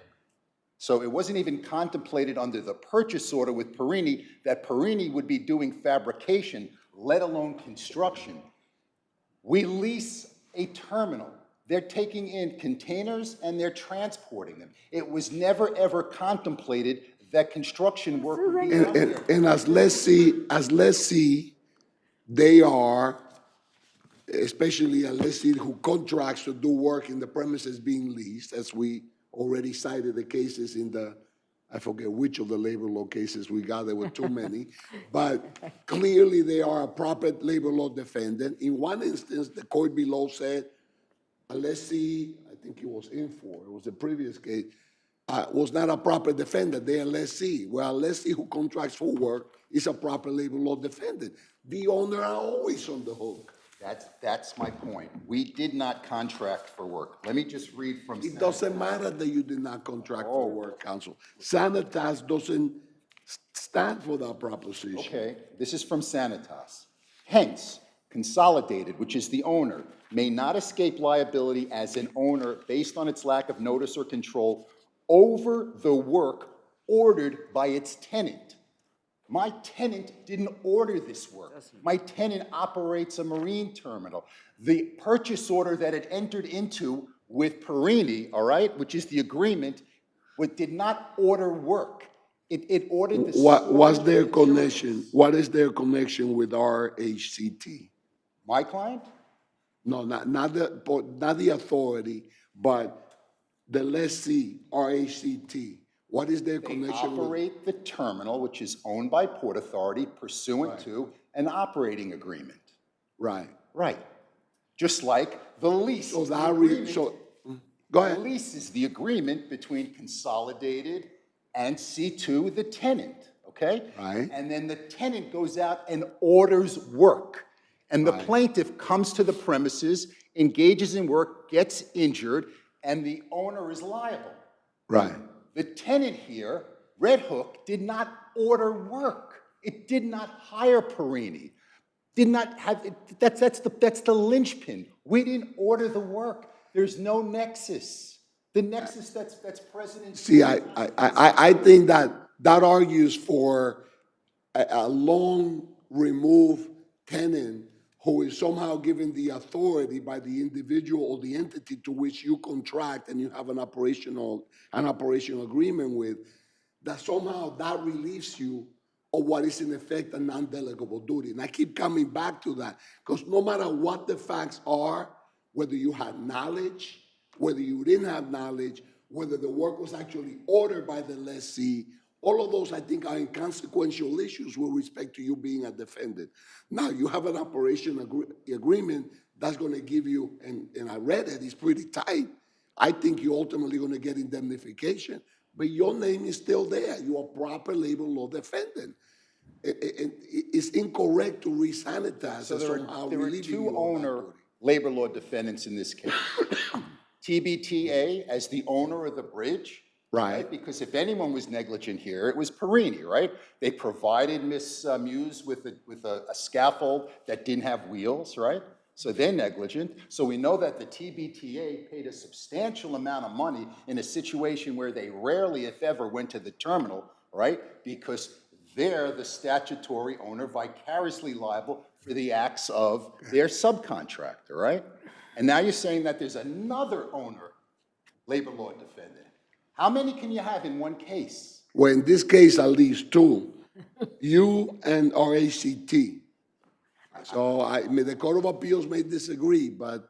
All right, I would ask before I leave that you look at the purchase order, all right? I will, I'll look at it again. Carefully distinguish it between that and a lease in C2. And the fact that the tenant ordered the work, and here that the lease not only didn't contemplate construction work, it wasn't even ordered. And that the plaintiff was brought to the premises without the knowledge, now I can understand if you own a building and there's gonna be work being done there, all right? But this is an operating terminal. By the way, did you waive that argument below by not raising it below, that it was fabrication, not construction? No, the gentleman just before me read, you can take that argument anew as long as it's that's a purely legal issue. And there's certainly testimony in the record exactly what the plaintiff was doing. She was grinding these bevels, and it's preserved in the record. Okay, thank you, counsel. As far as the other, the industrial code provisions, this is an open area. The plaintiff testified it was a wide open area. Yeah, I think we got that issue, counsel. Okay, Thank how you. about the tripping hazard? Where all she said was she slipped. Okay. She slipped, but there were two industrial code sections cited, right? Well, 1.7E2, and then the tripping hazard. Or a passageway or a walkway. Okay. And she conceded this was a wide open area. Okay. And the next section has to do with tripping hazards, and she said very clearly she slipped. She did not trip, and she did not fall. Okay, thank you, counsel. If I may, just one point that Counsel, we're not done, counsel. that the respondent You need to put your mask on. that the respondent pointed out incorrectly. Section 7 of the operating agreement points out for non-containerized cargo. This is that type of material. These panels, as the record shows, were 51 feet long. They are 20 feet wide. This is the lessee had to see these. The Port Authority had security guards there. As evidence record page 19, there were hundreds of these panels. In the scale on the bottom, it shows 200 feet. These panels, which you can see, I think it's 14 rows of them, and 7 or 10 of them in each row stand out for the panels being there. And the first picture, page 18, shows them. The panels are approximately 10 feet high when stacked together. I see the rest of my time. Thank you, Your Honor. Thank you. Thank you both.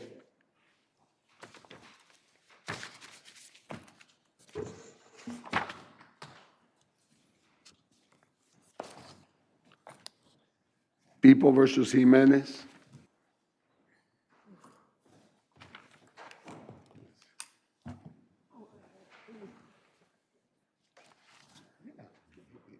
That's how he was able to. Yeah, that's how he was able to convince the trial court. Yeah.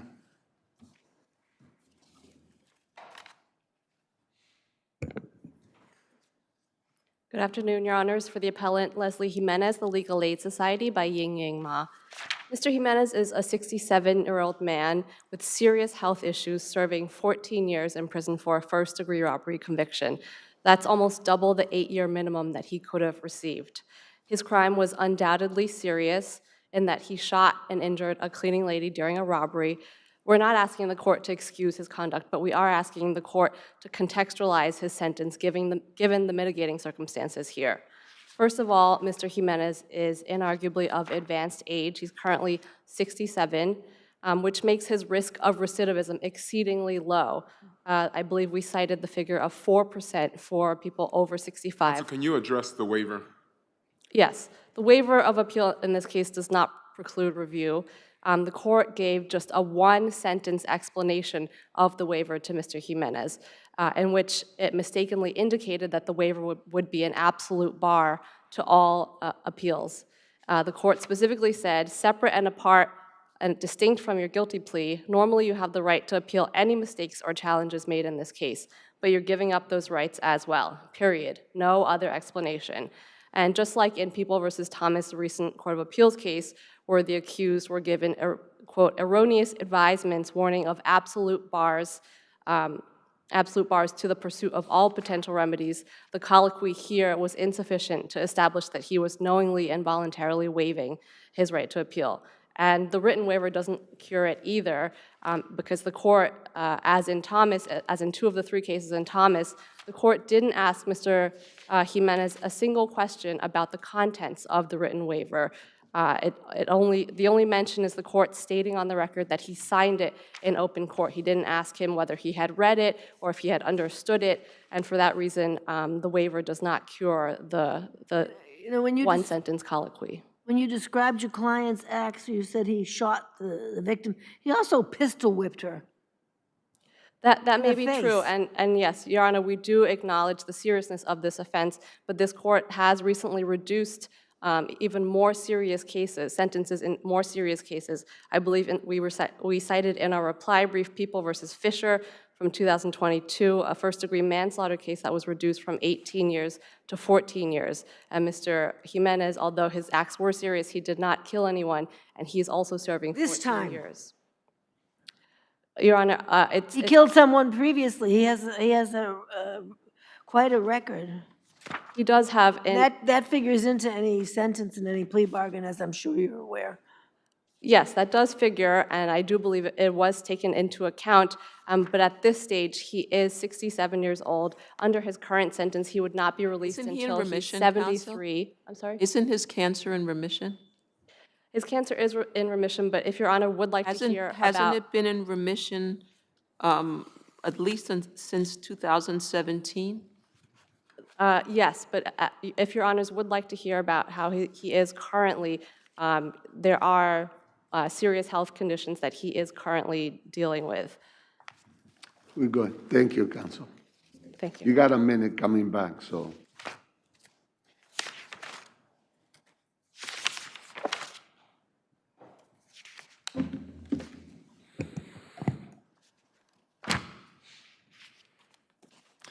Good afternoon, Your Honors. John Hughes for the People. I'd just like to start by reminding the court that the underlying crime in this case was incredibly serious. A defendant shot a woman in the leg, shattering a bone in her leg that required an extended stay in the hospital. She also had trouble walking afterwards. And then after shooting her in the leg, he also pistol whipped her in the face, breaking her front tooth. As Your Honor also noted, he previously has a conviction for first-degree manslaughter. There's another previous conviction for robbery in the second degree as well. Counsel, is the lower court's, what's in essence a one-sentence colloquy regarding the waiver of right to appeal, is that sufficient? Here, Your Honor, I think all the totality of the circumstances show that this was a voluntary waiver.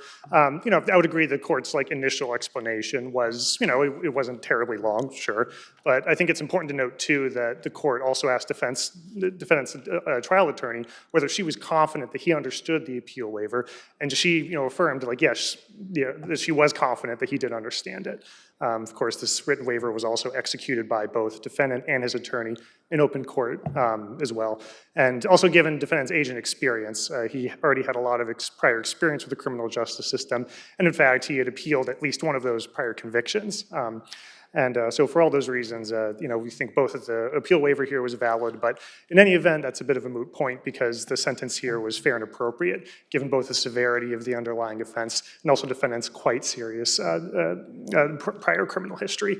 And while perhaps there are some mitigating circumstances in this case, I think that was baked into the plea offer, which was already quite generous, given, again, the severity of the crime and his criminal history. If your honors don't have any other questions, then rest on my brief and ask that you affirm. Thank you so much, Counsel. Thank you. Okay, Ms. Ma, you have 1 minute.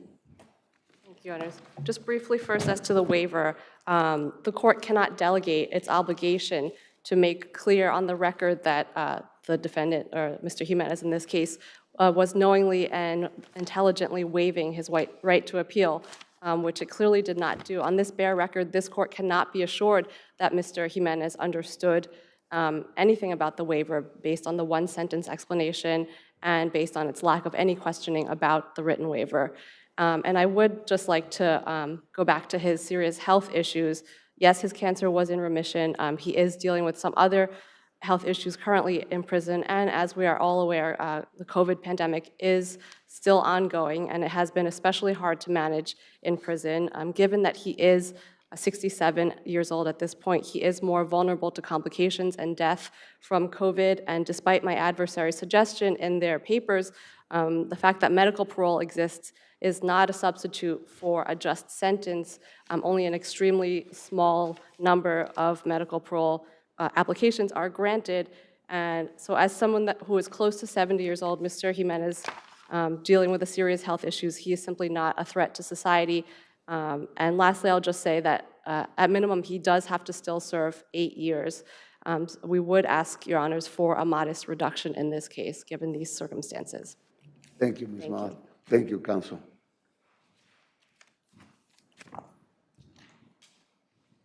Last, Betances versus DJB International.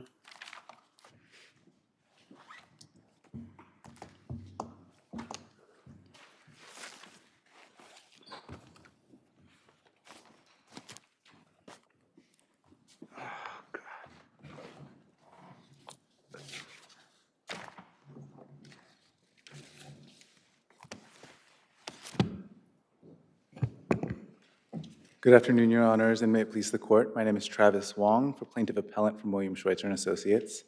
In this motor vehicle case, the Supreme Court erred in granting Defendant Powell's motion for summary judgment because there are conflicting versions as to how the accident happened. Defendant Respondent Powell, who was driving the foremost car, alleges that he was in the left lane at a stop when he was rear-ended by the middle vehicle. In stark contrast, Defendant Duarte, Defendant Leonore, and 3 plaintiffs all testified that Powell sped up in the center lane and then abruptly and suddenly cut off the middle vehicle and then abruptly slowed down and stopped. Defendant respondent argues that this is a typical rear end case and thus should be dismissed because plaintiff appellant has failed to rebut the presumption of negligence on part of the rear vehicle, but that's not true. Under the version of events of the 5 witnesses who are not in Powell's car, this is a case in which Powell negligently changed lanes in violation of Vehicle and Traffic Law Section 1128A. He suddenly changed lanes and stopped without first making sure that such a move could be made safely. A typical rear end case is one in which the rear car hits a traveling or already stopped car in the same lane. It's about following at a safe distance. However, according to the testimony of the 5 witnesses, that's not what happened. Powell's car suddenly cut off and stopped in front of the rear 2 cars, causing this accident. Counsel, how do you get around the statements that there was just one contact, I'm going to call it a bump, between the cars? So car number 1 doesn't ever say, I experienced 2 bumps, right? No, car number 1 only experienced 1 bump. So the rear car hit the middle car, causing that to hit the front car. Right. Yes. Therefore, I mean, I think that at a minimum, the testimony demonstrates negligence on part of Powell's vehicle that was approximate cost to this accident.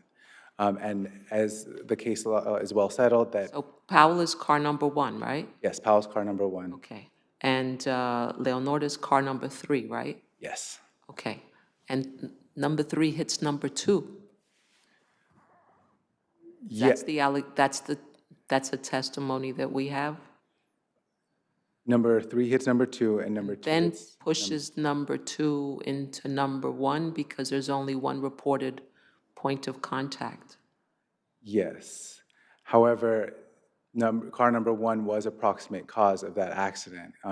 There's sufficient case law demonstrating that when a car suddenly turns lanes, that is enough. When there's testimony that a car suddenly turns lanes, that is sufficient to show a non-negligent reason for the. Isn't the focal point the contact between 3 and 2? The focal point of the contact is, but the causation of the accident starts with car number 1. Okay. Thank you. Thank you, counsel. Thank you.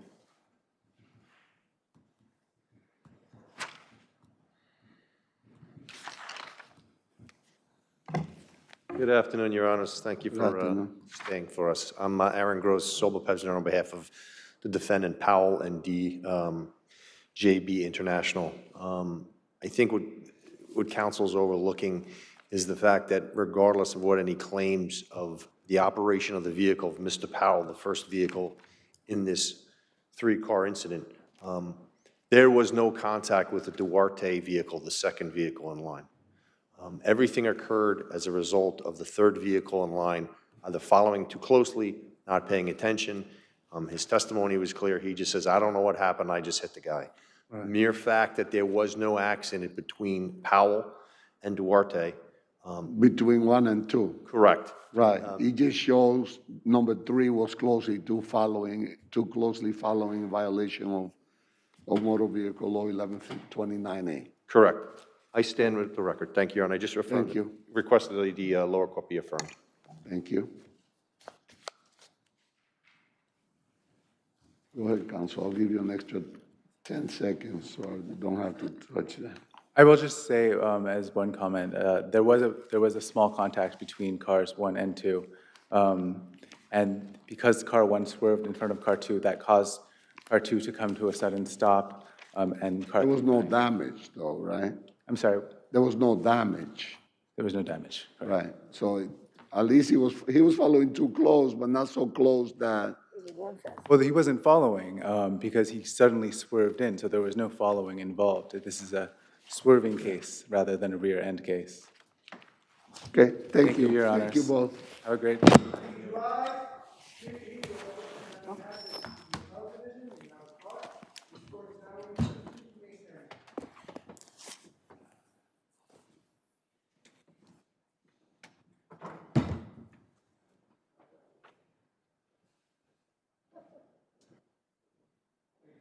Thank you.